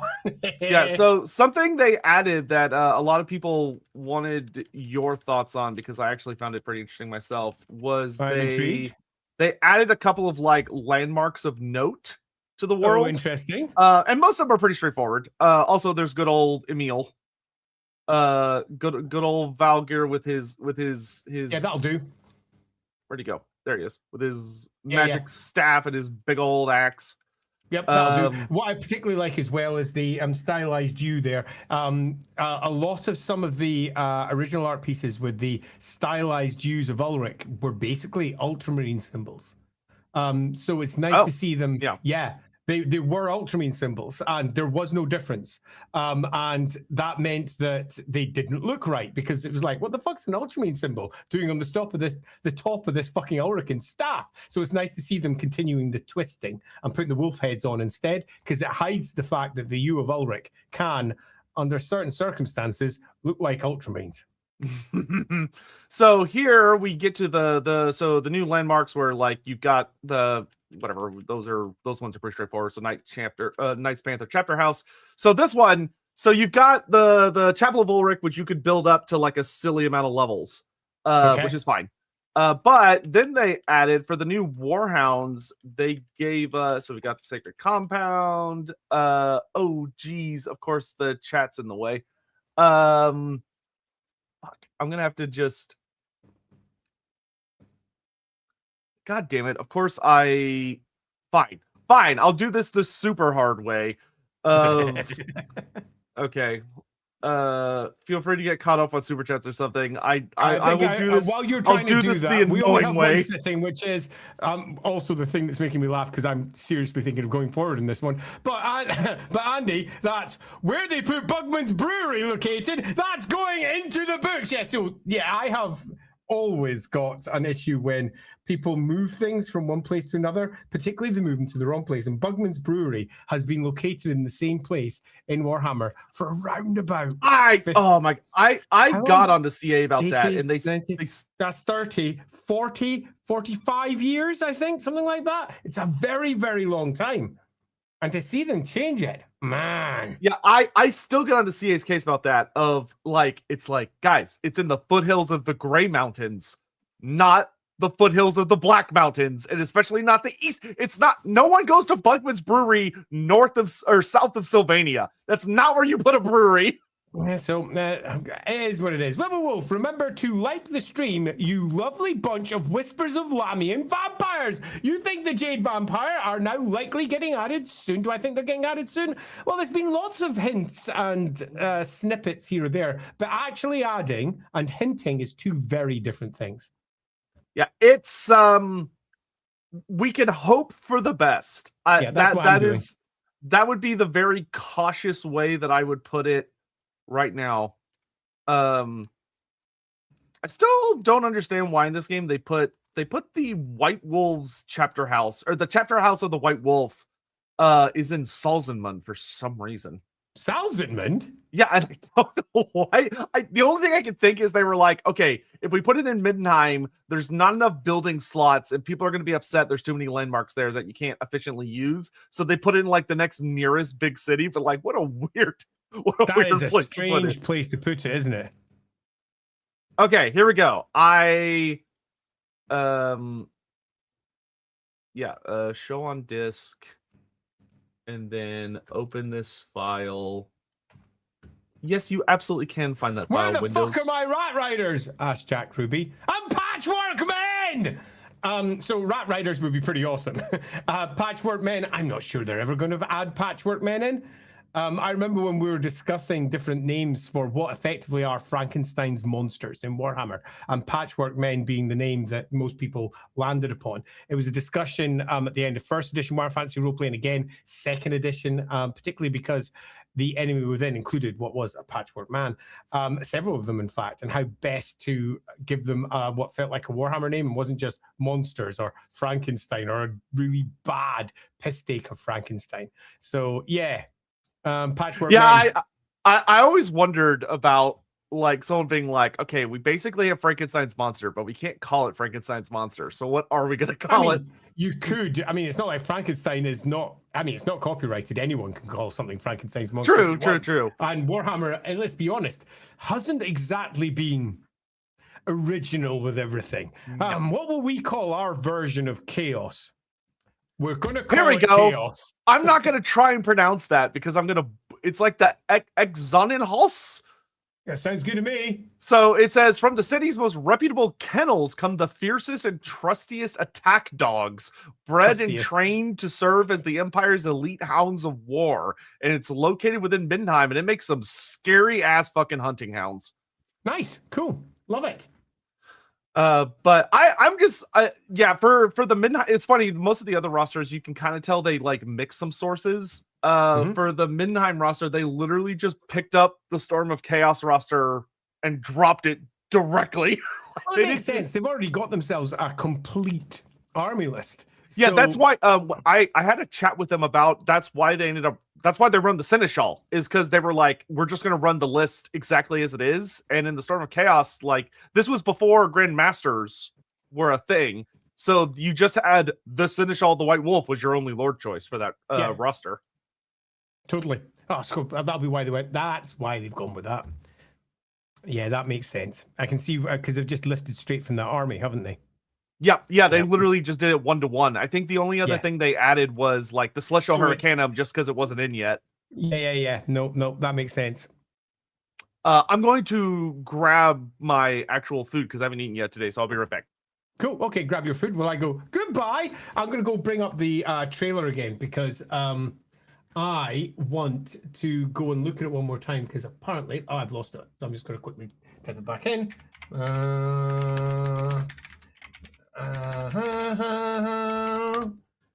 It actually helps if you pronounce it, type it correctly. There it is. And let me go to YouTube. No, not to my. Oh, I hate using. Let's go to YouTube and just pop it in there. Come on, YouTube. And I'll just quickly go to history because it'll be quicker doing it that way. Lord of the Enshrined cinematic trailer. So apparently I missed some stuff. Let's go find that stuff that apparently I missed. Let's go bring that up. I'm just about to go at it. And before I do that, I will bring up the last few super chats while I'm about to bring that one over. Number one is hydroarchaeology, TBI. I have been waiting for this late, but yes, makes me think of plans within plans. It does indeed. Thanks very much again, Sion. Desperately hoping we get Zacharias as the next Vampire Counts DLC. That would be cool. Zacharias, Necrarch Apprentice Heroes, Wickermen, Patchworkmen. Yeah, that's where you'd really get them. Abyssal Terrors and Incarnate Elements of Death. Oh, yeah. Plus Conrad. Oh, Conrad would be pretty goddamn epic. So let me just bring that up there. Okay, I'm back. Right. What did I miss? All right. Oh, so I will say, Andy, let me know. So you've watched the trailer, right? I'm curious if you think this is too overt of a statement, but I'm going to say it. I think Creative Assembly's 2.5-minute trailer does a better job giving I could actually see this happening explanation for what causes the end times than what GW wrote. Hard agree. Am I coming through? I just had a pause there. Yeah, no, you're coming through. I only asked because I'm currently downloading from the internet one of the largest files I have ever made in my life because I'm trying to look for an image that I have. And it's sitting there it's like a 4.5 gigabyte file. It's a big one. So am I stuttering? No, you look good. Great. Good. I'm glad to hear it. So that being the case, I not only hard agree, I very hard agree. This sets up quite clearly an end time scenario right from the beginning, and one of the core parts of that end time scenario is the destruction of Morsley. But beautifully kicks it all off. It ties it through with characters that everybody loves, and it makes a better story. The end times one was convoluted, weird, and just mental. This gives you a perfect start point. Hey, the world's being destroyed. Everything's going wrong. What are you with each one of your factions going to do about it for your end time scenario? It seems to be the perfect setup. Yeah, I also really, really enjoy that, Thanquol being the one that sets it off due to his own arrogance and, lack of foresight. He's this will let me ascend in a good place and make everyone remember me forever. And it's like, Thanquol, buddy, you just caused the apocalypse. What are you doing? You just destroyed the world. Yeah, love it. Yeah. And I also like that we get ourselves a perfect setup for, if this is the Horned Rat's plan, then the Horned Rat is a Chaos God already. Yeah. Or if it's not the Horned Rat's plan, and this is loosely the kickoff for what should be the inheritance of the world, and it all goes wrong because the world blows up because of chaos, classic Skaven fucking up thing. It's a lovely balancing off. I'm going to grab out some super chats. After you do this, I'm going to grab some just because I see they're not faded out, which means they haven't been grabbed yet. Is there some I've missed? Yeah, but don't worry, I'll get them. Okay, cool. I'm glad you got that because I don't see any missed on this side at all. Tablam says, I thought of your episode in the Middle Mountains when I saw this magnificent, great stream. Yes! And I also thought of it. It's almost like what we did in LAWhammer set this up. I was thinking the exact same thing. This whole moment is so eerily close to the Middle Mountains part of LAWhammer. It's just brilliant. I feel like I have set up the end times that Creative Assembly. Yeah, and it has Gotrek and Felix. It has Thanquol. It involves blowing up the moon. It's a whole bunch of crazy shit. It's all there. So I could not be happier. Could you grab those super chats I missed? Yes. So this one from Oronsky. I love the detail that Gotrek notices the Skaven before anyone else, even before the attack. They're so done with Thanquol's shit. Yeah, we'll watch in the trailer. If you watch Gotrek carefully, shit, or alternatively, never noticed that. Yeah. Aaron also said, "What was your favorite Skaven team up Thanquol had?" Mine is with Queek because of how much Queek and Thanquol hate each other, and also the whole Scarbrand incident. I mean, mine is also that, largely because I do enjoy Skaven hating each other, and Scarbrand. Meh. I could go with something else. Yeah, mine was probably when it was Lord Skrulk versus Thanquol, because they had they're very similar characters, and they're both so-called prophets, but they're also kind of in it for themselves. I love Skrulk. And Skrulk is he's a really good character. Yeah, I really, really, really love Skrulk. And then this is the last one that was missed, which is Cole Patterson saying, "What do you think the Skaven would think of Moonclaw, I wonder?" I think they'd be terrified of him and would try to kill him. I think exactly the same because Moonclaw sucks so much. Oh, it's not here. I downloaded that enormous file for literally nothing. So what are you looking for? It's just an image that I've got. It doesn't matter. It's Oh, not okay. before. It would have been super fun because it was relevant to this. We need someone to be like a cartographer just for Andy's image files. Like it's just the librarian that maintains all of this stuff. I need a personal assistant for my computer. It's the truth. Anyway, let's go. And if there's anything that you think I should have pointed out that I haven't already looked at, tell me. Cool. How can it be possible that you do not know me?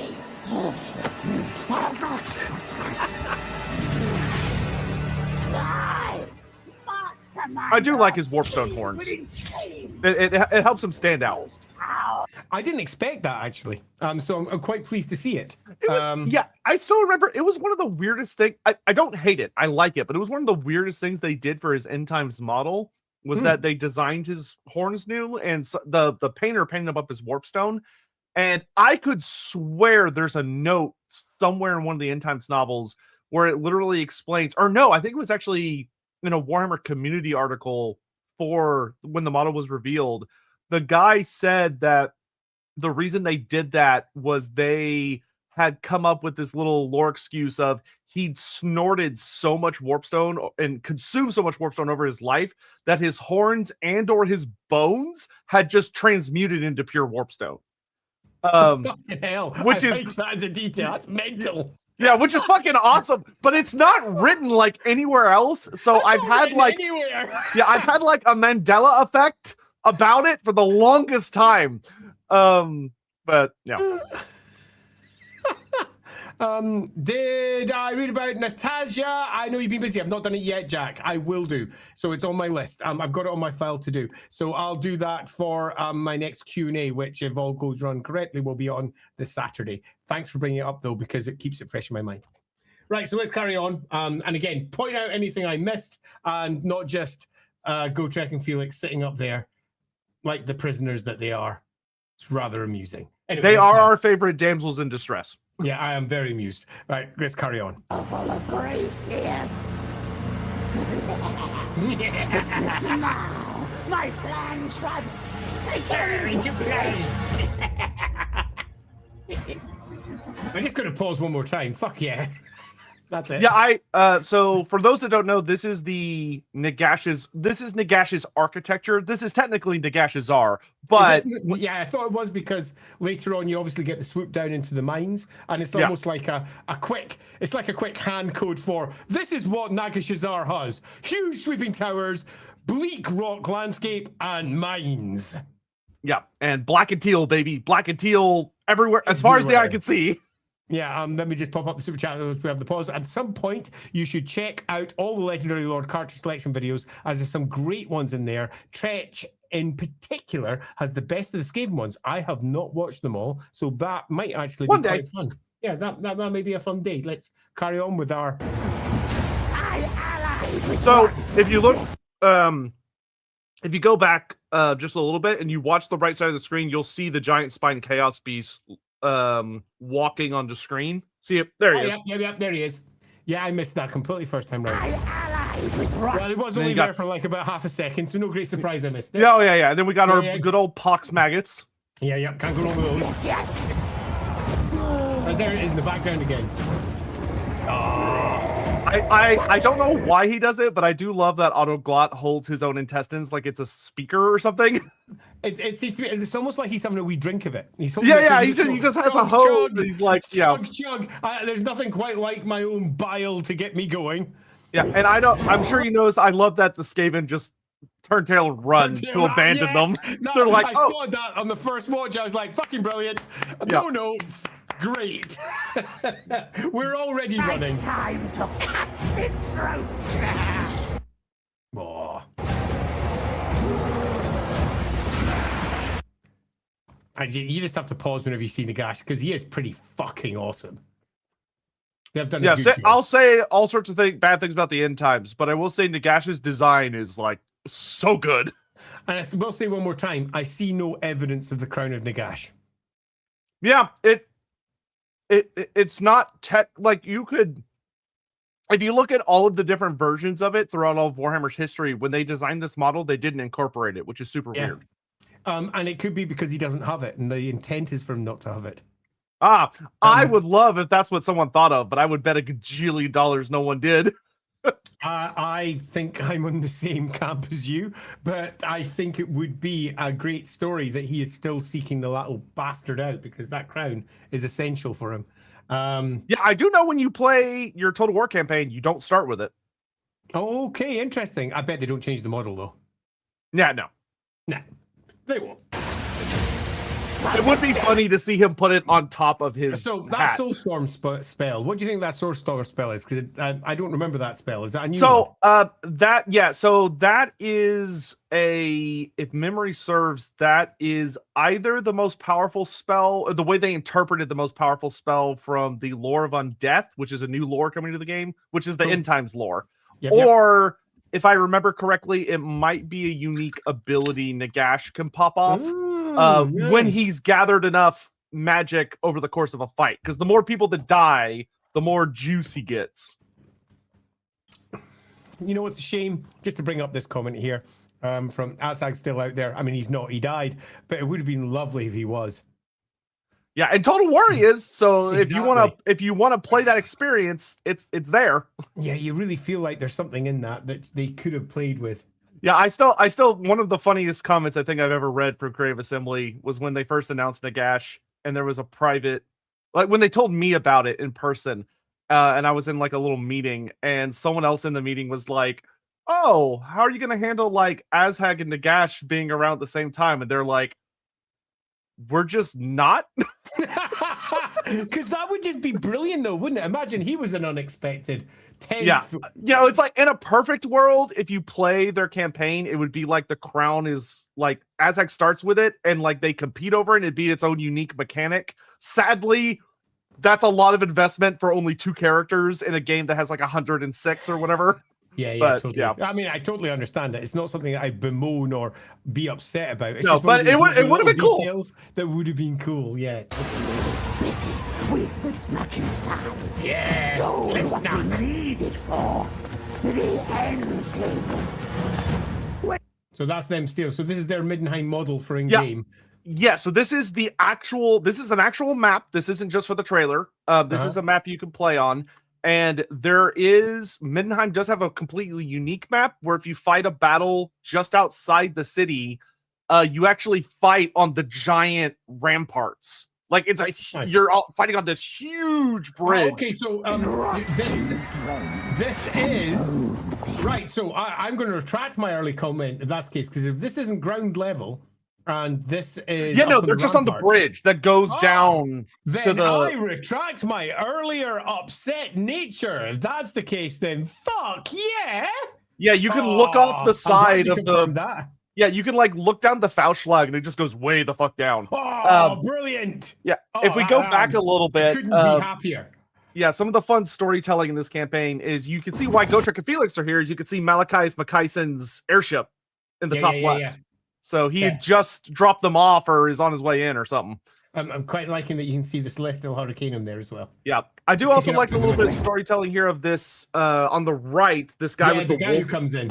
Yeah, and he's like, Toddy, don't go! Toddy, what are you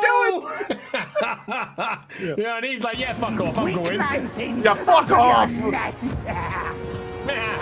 comes a beastman, sir.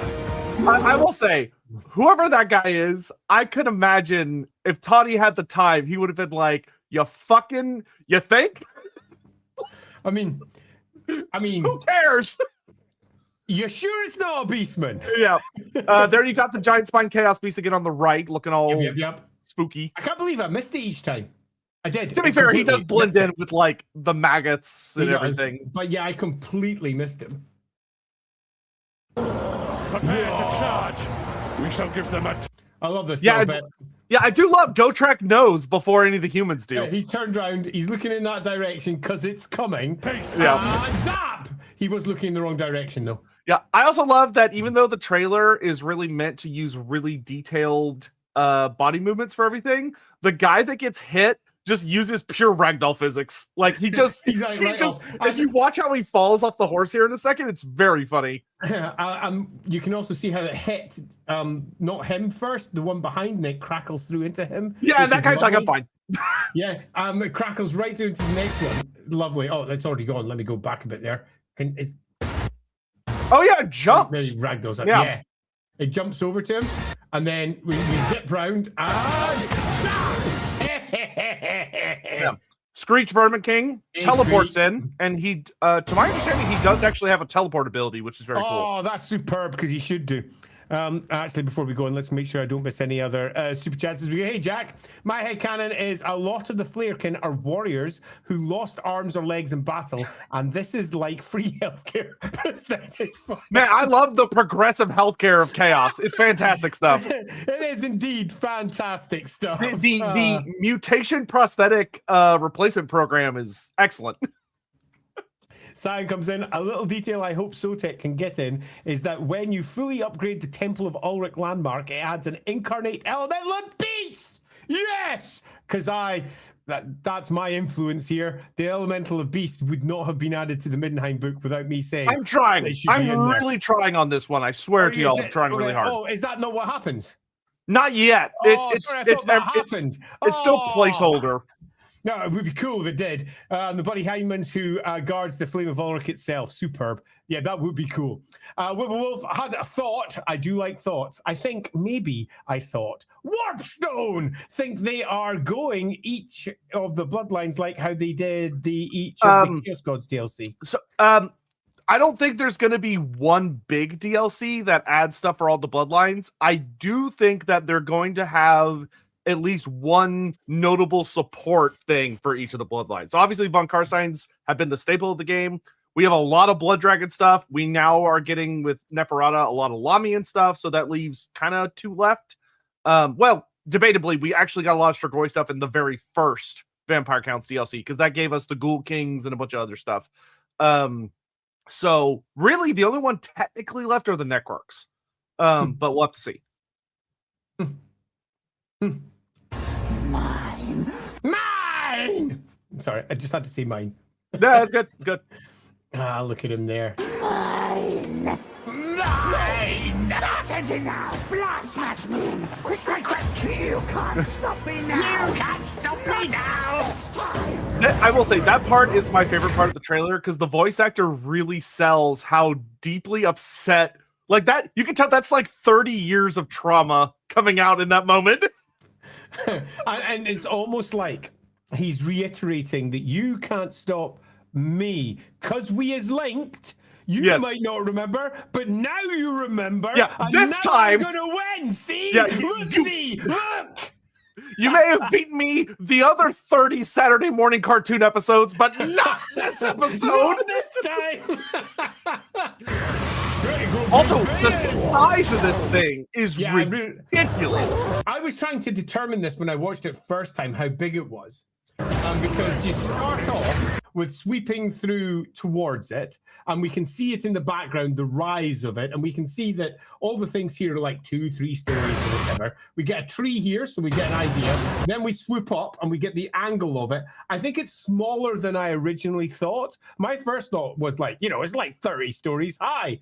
I now think that it's probably not. It's only about 4 or 5 stories high. And it's just a dramatic camera angle that makes it look enormous. You do, if memory serves, you do get to see it in game. And it's basically a mountain. Like, it's so fucking big. Look at it as you go up there. And the reason that, as well, is when you hit the top, here, you can actually see the rivets. And they're actually quite big stroke small. And even if they're really big rivets, there's still rivets holding on panels, which suggests that the top of it is actually not that wide. It's still an enormous device. I mean, that amount of warpstone alone is fucking huge. Just enormous. But yeah, anyway, ready to fire? Hey! I mean, Bone Ripper was perfectly poised there. Do it now! When I stand on you, you know what you've been trained to do. You can imagine him hundreds of times before saying there, no, Bone Ripper, when I get on, you do it. When I get on! No, slap! Try again! You know there have been... No! When you know, I stand on you! There have been so many Skaven that have been incidentally incinerated from all the failed practice runs that Thanquol did for this moment, because he did a lot of practice runs for this moment. 100%. Look at him go. He's got his arms up. They're squirting out of all of its various squirters as Gotrek and Felix hang there. Bone Ripper with 0 brain is not doing this without a lot of training. Yeah, no. I also do very much love that he could take this moment to kill Gotrek and Felix, but refuses to. Absolutely refuses to. They have to see the whole show, whether they like it or not. They have to see his success. Yeah. What's the point of him winning if they don't watch it? And we then get to see the various characters doing their thing. I really love those rat wheels, by the way. It's just a small detail. The full-size rat wheels with Skaven slaves on it. Yeah, it's going to twist around. I really like that. It's such a small detail, but I love it. Oh, actually, that's a really good angle for how big it is as well. Let me just roll back. Oh, yeah, that's a good point. Okay, so we've got it running in the background, and we can see all the scaffolding holding the base of it. There we go. Okay, so that's 2 stories, 3 stories, 4 stories, 5, 6. It's about 7 stories. Maybe 8 stories high, so it's fucking huge. Yeah. And interestingly, almost exactly the same size as the one that we had in LAWhammer. Just the nature of it's different. Listen, the LAWhammer I've said it once. I'll say it a million times. There's a crew somewhere at like various companies that just watches LAWhammer, goes, "Oh, that's a good idea," and like stuff notes and it sends them off in emails. From Eggman, Thanquol, it's not about the money warpstone, it's about the message point. I like to imagine that's why he doesn't off Gotrek and Felix. Ellen, it's the truth. It's the truth. Yep. Oops, bring up another comment came in there just as I was going. It's the whole you should have there should be a scene of Thanquol talking to the Glotkin and like saying that they're not supervillains and like they're villains but not supervillains, and they're like, well, what makes a villain super? And he's like, presentation. So here on the left is the basilisk just destroying a vampire. Let me just pull it back. Is that the basilisk? Yeah. Okay, it starts off on all 8 legs and then it grabs a vampire. Oh, cripes. I completely missed it. Yeah, it blends in with the color scheme. See, yeah. The problem was I was focusing so much in on the Lamian getting consumed. I'm going, is that a Lamian when I first watched this? So anyone who's been watching the entirety of this particular stream, you'll have heard me at that point going, is that a Lamian? It's a Lamian! There's a Lamian! I'm getting quite excited about it.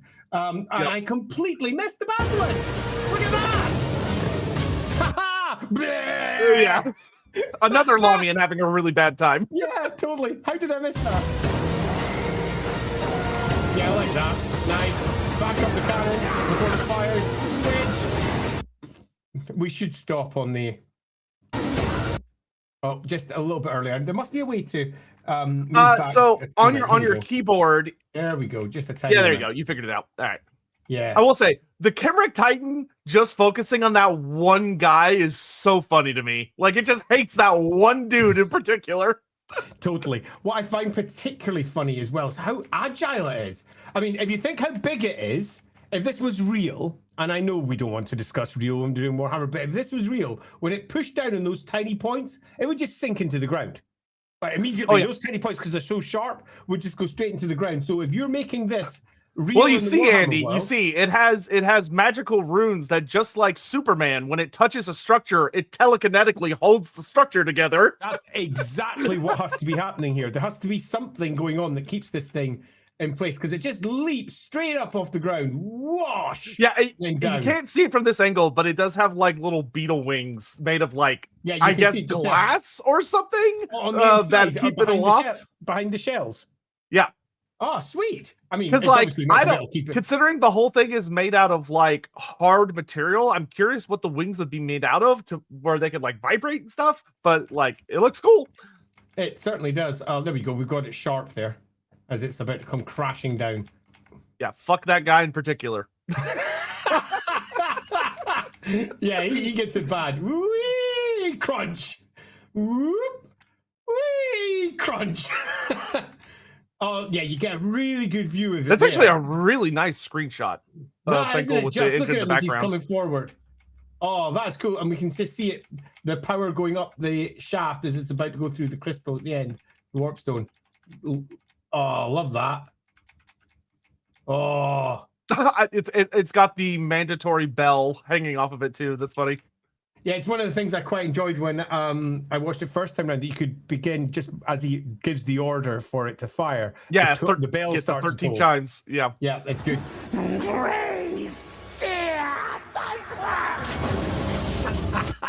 I do love the literally the last line before the big trailer drop of "This is the apocalypse" is not him being like, "This is the ascension of the great Skaven or the great horned rat" or whatever. He's like, "They will remember me." Love it. Nothing more dangerous than a rat with a wounded ego. I love, this is probably my favorite bit, as I mentioned when I was watching earlier in the whole thing, as they're all sitting there cackling away, and the big huge spit of Moore's leaf comes crashing down, and they're all for a moment like, "Are we dead? No, back to cackling." Yeah. You can imagine just how many Skaven. Are we dead? No. And it's perfectly timed, because as they turn around and look back, Goldcheck and Felix run past to grab their stuff. Yeah, I'm telling you, this is the secret unreleased Total War novel, Moonslayer. This is when Moonslayer starts. Great.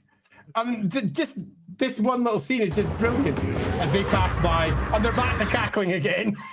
Yeah, I do love how fucked up the world looks too. Just all because that's the big world maps, all the warpstone craters and everything. It's like, man, the world is fucked.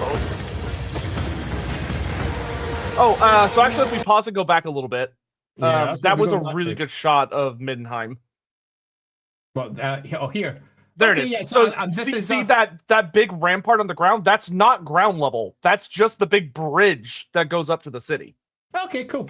Like that. Just moving past. There's them, and then okay. I am actually looking for. I mean, is it released yet? No, it comes out September 24th. So like a month. That's like a fucking month and a half away. How am I meant to wait a month and a half? Yeah. Yeah, I mean, will I say fuck you, but simultaneously, yeah, I get it. You got to get your adverts out. Okay, yeah, I if you're going to Gamescom, Andy, you could play it sooner. Gamescom, where's that? It's pretty close. I can't remember if it's in England or Europe, but it's somewhere in that ballpark. I'd have to go and find out how to get there. Yeah, a month and a week. We're a month and a week away. Yeah. Look at that. Yeah, I'm happy with that. Chaos Siege. I'm glad it made it into the game. Yeah. So they're fighting in the streets of the city. So this is the siege map. Yeah, that feels super Midnight too. Oh, I don't have it open. Germany. It's in Germany. Yeah, that's 100% not where I'm going. And that's it. And as I said last time, I find it super funny that Boris is sitting there looking tiny in the corner. He's just a little guy. He's just a little guy. He's just a guy. Ah, fuck me. To conclude on my opinion of the trailer, to make sure that I have definitely given a quick conclusion, it's my favorite one, I think, out of almost all of them. It's got genuine story. It shows off all the units in a way that feels realistic. It gives a reason for showing off all of the units as it takes you through the story that Thanquol is presenting. It sets up the end times perfectly. It simplifies and reorganizes how the end times could have begun, and basically says, those end times books, yeah, we're going to use those as inspiration for what we're doing, but the story that they present is so convoluted and weird. We're going to ditch all of that and just say Thanquol kicks it all off. Woo! And it's better. I think it's better in almost every way. Yeah, I think really they didn't need to like put a little background to like what's the inciting incident, but the fact that Total War has its own inciting incident is really, really nice. And it also does super well for that kind of arena all-stars brawl that Total War is. Like, Thanquol is the perfect character to kick off a situation where he's not in control. So it's anybody's game. Anybody could try and save or destroy the world, because Thanquol, the second he kicks this off, he's going to completely lose control of it because it's Thanquol. Agreed. I'm going to bring up this little comment here. Boris is arguably a good representation of the Empire, just a human with a weapon against untold horrors. I agree, but I think for the balance of that image, the one we've currently got on screen, it is funny to me. They were like, we need to make him on a horse. Yeah, they're like, we need to make him bigger, and instead of putting him on a horse or a griffin, they're like, put him on a rock. It's like, all right. Yeah, it's put him on a horse. Every single version that we've had in miniature version has been on a horse, and just putting him on a horse would have given him such a dynamic potential in this image, where it could have looked like he was almost facing off against Nagash, rather than looking like he's Nagash's best mate sitting on the side going, "Go Nagash, you and your books, it's you and me, man." Yeah, and you can tell they realized it in game, because in all the in-game shots, he's always on a horse. Yeah, totally. So why not put him on a horse? It just makes this whole piece of art, which is genuinely pretty fucking awesome, as an advert. I mean, just look at it; it's awesome.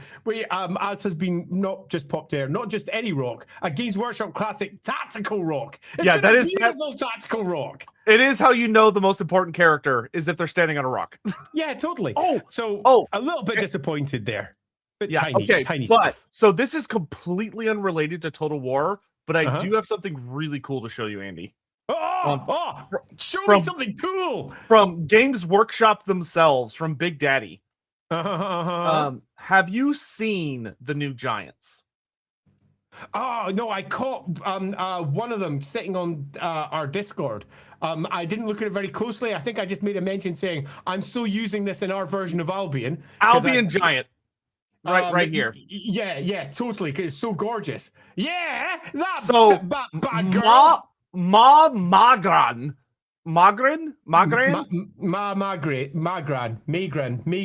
Yeah, I'd say. So something some people pointed out that I actually really, really loved is if you look closely at her model, she appears to have almost like a cesarean scar because she's given birth to so many giants. But it also echoes her cleft lip. And one of the things about the lore of Age of Sigmar is that in the mythos of Age of Sigmar, the way the Gargants were born is that the World Titan threw them up. They were born by him vomiting. So it almost gives the implication that she's given birth through like both versions, which is kind of crazy, but also super cool world building because she's like the great mother of the Gargants. Or the Giants, but like she looks like such a perfect Albion character. She's an Albion giant. She's perfect. Yeah. And for those of you who don't know, giants are one of the core populations of Albion. They pretty much always have been, and to this day, the island is proliferated with giants. And when I saw that, I was like, yeah, that's exactly what I think of when I think of one of the giants that you would get in Albion, including all of the look at the iconography across it. It looks Celtic in origin, and it's exactly the sort of Celtic style giant work that you find over in Albion. So I really love it. Yeah, interestingly, it appears that these are almost kind of like a new breed of giant as well, because Games Workshop is usually really, really careful about the amount of digits giants have, because normally they have one less finger, but she has all 5. Oh, interesting. She's basically this feels like the descendants of the old Sky Giants. This, Sky Titans, pardon me. It feels like a giant. Yeah. It's good. Yeah, and also like her big monsters, like those would fit in Albion. They look super cool. The big woolly earthen creatures. Although if I was doing it, I would probably make them look quite different if I was doing Albion versions. Oh yeah, they're very AOS-y. They're 100% Age of Sigmar beasts. And then we also got new. So these are bigger than normal giants, but they're look at that. No, I've not seen this one. Yeah, so they're big. They're bigger than normal giants, but they're smaller than the Mega Gargants. And these are the Boss Stompers. Loving that. I love their designs. And there's a generic female giant model as well. That's unexpected. And they look awesome. Super cool though. And you could build them. So these are the melee variants where they have like all these cobbled together weapons and helmets and stuff. But there's also a ranged variant where they throw rocks at you. And you can see like the other hairstyles for the miniatures and stuff. Again, this is almost perfect Albion giant area. Yes, it is. And I will say this giant that actually managed to make a sling, this would be one of the most terrifying creatures on the face of the earth. Me, that's amazing. Yep, love that. Like for anyone that's collecting fantasy, these are perfect for your fantasy range. Like these, I love how like saggy and fat their guts are. But they're so they have such unique body proportions. They look really good. Yeah, I'm not just loving those. I'm adoring those. Yeah, they just randomly dropped this without any explanation like yesterday, and I was like, this is one of the most exciting reveals I've seen from GW in like 6 months. Like, what the hell? Genuinely amazing. Oh, look at the little, they got the little critter on the back of this one. Love that. Yeah, like, man, yeah, if I was building Albanese Giants, I would literally pick up all these kits because they work. Yeah, me too. Like, oh my gosh. Especially Maud Magrin, this is one of the most significant minis to have been released in a really long time. It's also fucking amazing. I really like it. Yeah, I just wanted to point that out because I saw it and I was like, holy shit, what this makes is me want to do? Huh? Yeah, this makes me want to try and organize miniatures for season 2 of LAWhammer. Oh, that'd be really fun. Yeah, but to do that, I would need. I don't have time to paint them, but they'd need to be painted if we're going to use them. I bet we could find some folks in the area that'd be happy to help out. Yeah, because we need them all painted, man. Just to bring up that one, we're literally at the very end of it, castrated, and yes, we're on the very end of season 1, the enemy within. It's in 5 parts, so there is a lot to cover. The next season, which is going to be the she is.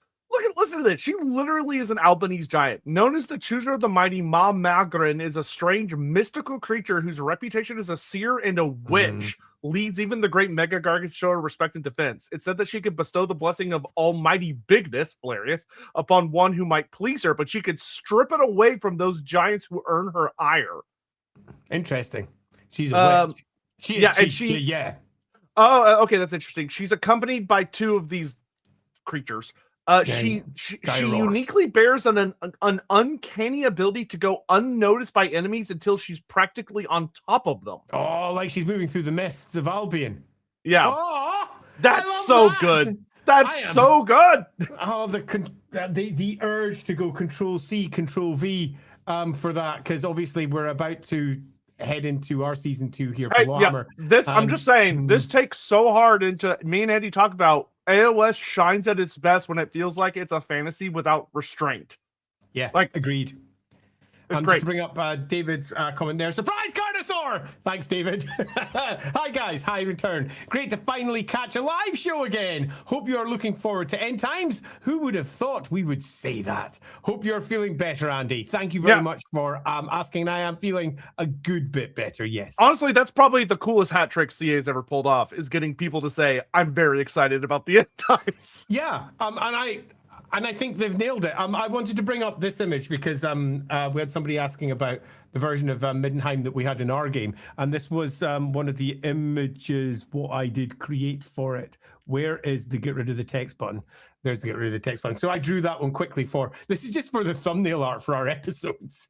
That's a beautiful piece. And that was Middenheim in winter. To give you the idea of what that was from episode, what was it, 47.1? Yeah, 47.1. So that's, I don't know, that'd be around about 80 episodes in total. But yeah, that's our Middenheim version. I was also looking for our version of Boris that we did, but sadly, I couldn't see it. I could see lots of other random bits like Skaven being Skaveny. And I was trying a different style, didn't work, didn't do that one again. And various peeps. But yeah, that was a quick fun aside. Remove that. Yeah, I'm actually quite stunned that they've managed to make me, someone who is a jaded old I hate the end times individual, not just slightly excited for the end times, but very excited for what they are doing with the end times, which is largely what Ryan and I have discussed quite a few times over in Lorebeards. And that's taking all of the cool that the end times offered and saying, yeah, we're going to run with the cool. And we're going to make it make as much sense as we need for the game we're doing. And the game they're doing, which is obviously Total War, it doesn't need much in the way of a story. It's relatively simple. Each individual campaign can do its own thing, but bluntly, all it needs is a very simple setup. And they did exactly that. And they took one of the core events of the end times, which was the destruction of Morrslieb, and they used that as a here's how we're kicking it all off. Simplified it down to the core of what is cool and fun about how the Warhammer world could end. And I think they've nailed it. I want to give a big shout out to Mornington Crescent on my Discord for sending me this. of the Village on Super One. What's the difference presentation? Thank you. That's wonderful. From Eggman, an off-topic question: if someone in the Warhammer world came up with a potion of resurrection proper, would various Tomb Kings seek hunt this person down? I imagine Nagash would want them past tense. I mean, yes, it's just another piece of the overall puzzle that the priests are very, very interested in getting their hands on, but they're much less interested these days than they used to be. It used to be the core drive of what they were. And I think the answer to that question probably lies not necessarily with the Lich Priest these days, but with Cetra. And if Cetra is still interested in his golden body, then they're going to be pursuing this shit. Yeah, I think you would be at extreme danger of some very specific Tomb Kings or princes or princesses or whatever. And I think you'd be in danger of the mortuary cult. But I think a lot of the Tomb Kings would kind of be like, eh. Yeah, cool. Oh, Sion, very generous. Thank you very much. From how they're presented in Total War, it's cool how all three Imperial Legendary Lords who start in the Empire represent a different aspect. Boris is faith, Franz is steel, and Elspeth is gunpowder. Potentially ideal for an Andy, Sotek, and Vera co-op campaign. That could be super fun. That could be super fun, particularly because you can't help but feel vague attachment to the Empire if you've ever played the fantasy roleplay game. So you always get that little bit of, I love it. Yeah, if I specifically jigged the crises, it would basically just be us trying to survive against the apocalypse, which could be very, very fun. Yeah, that could be super fun. I've tried a few Elspeth campaigns, and I found her quite so much fucking Nurgle stomping around the north, vampires over in the freaking east. Fucking hell, give me a moment to breathe. Yeah, it would be nice to have some friends that are like just the province over. Yeah, it would be nice because it's much like starting over near Kislev. Or even up in the north with anywhere. It's just a constant war right from day one. But yeah, I think that could be quite fun. Cool. So, are we done? I think so. I think that's have you got anything else that you feel that you need to bring up? No, I think that's all the major news. Other than, in case y'all haven't heard, subscribe to LAWhammer right now. You're sitting right there. Subscribe to LAWhammer right now to get us to. We're so close to 10K. We're so close. We're really less than 500 people away. Also, second, obviously there wasn't a Lord Beers today because I had a meeting that cut into like 30 minutes of time. So we're gonna do it on Thursday. So this, if anything, was just 1 hour later than normal. So it's going to be at 10 p.m. UK time for the UK side. I imagine Ryan can tell me what that means in American time. Yeah, that'll be 4 p.m. 4 p.m. 4 Central Standard Time. And we are going to be covering... we're going to be doing a tier list stream of the most powerful magical artifacts in the world. So we're going to have 13-ish of the biggest, baddest items. And we're gonna be chatting with y'all to teach you about them and all of their minuses and pluses and put them on a tier list. We're not doing getting caught up with the old world until next week because I forgot that GW does. Yeah, they do 2-week pre-order cycles now, not 1-week pre-order cycles. So the book that we're supposed to talk about isn't out yet. We sort of sat there going, oh well, awkward. So we're doing the greatest artifacts instead. I'm quite looking forward to this one because there's a nice mixture, at least with the list we have just now. If you've got any ideas for what you think are the most powerful artifacts in all of Warhammer, tell us now. Go drop into the Warbeards Discord server and share it over there. Do we have, if Hawk's on, Hawk, do we have a thread for that yet? And if you are on, can you create a thread? If we don't, we'll get one created so that we can all discuss it down over in the Warhammer section of Lorebeards. We've got a list that's pretty good so far. We think we've covered most bases. Yeah, there's even one on there that I had never heard of before, and I'm really excited to talk about it. So, is it one associated by any chance with Lizardman? Yes, it is. I knew it'd be that one. It's a fine one. The stone table from the Immortal Empires trailer, the one that Golmaraz hits. Oh, that's a good one. Yeah, that is one of the most powerful artifacts in the world because I tanked a hit from Golmaraz. Thank you very much, Hawk. You kick ass and chew gum. So that was an artifact that was at the back of my mind, and I was doing a quick run through a bunch of artifacts, and Lindsay found the original magic item card for it, and I was like, holy shit, that one has to be included. You'll find out about it if you don't know it already, but it is an artifact that's arguably powerful enough to basically end the Warhammer world as we know it, not destroy it, end the Warhammer world as we know it. No more spoilers. Powerful is it? It's a good No more one. spoilers. So looking forward to that one a lot. Hawk says, please send me a picture of that card. Sadly, it's just text. It's not exactly the most interesting thing in the world. I think he just needs something to throw on the tier list. I'm sure I can send you over an image for that. Yeah, sure. Yeah, that'd be great. In fact, is Lindsay on? No, she's not. Because if Lindsay was on, I'd have just got her to do it. She's probably in bed by now. Yeah, she will be. Yeah, I shall pass that over to you, so at least you've got something that looks like, a thing. Yeah, it's a good one. I'm sure I've forgotten a couple of artifacts though. So out of everyone out there, you will probably find one that we've missed that should be included. To give you an idea of what we're looking for, we want not the most famous artifacts. There's a lot of famous artifacts on Warhammer. What we're looking for is the biggest, potentially most world-changing artifacts that Warhammer has to offer. And if you've got any ideas, throw them at us. No, but under a very technical set of definitions, you could argue maybe. All right. I've got nothing else. I'm going to get out of here because technically this is your stream. So yeah, so yeah, let's end. Oh, he's gone. So let's end it with a goodbye, Ryan. It was lovely chatting to you, and further goodbye to all of you out there. Thanks so much for coming along and watching me, well, wax lyrical about a trailer that I enjoyed much more than I think anyone would have expected, certainly including me. I'm very much looking forward to seeing what their next ones may be, and truth be told, looking forward to playing a little bit with Middenheim even more. Until those days, we will see you all later. Goodbye!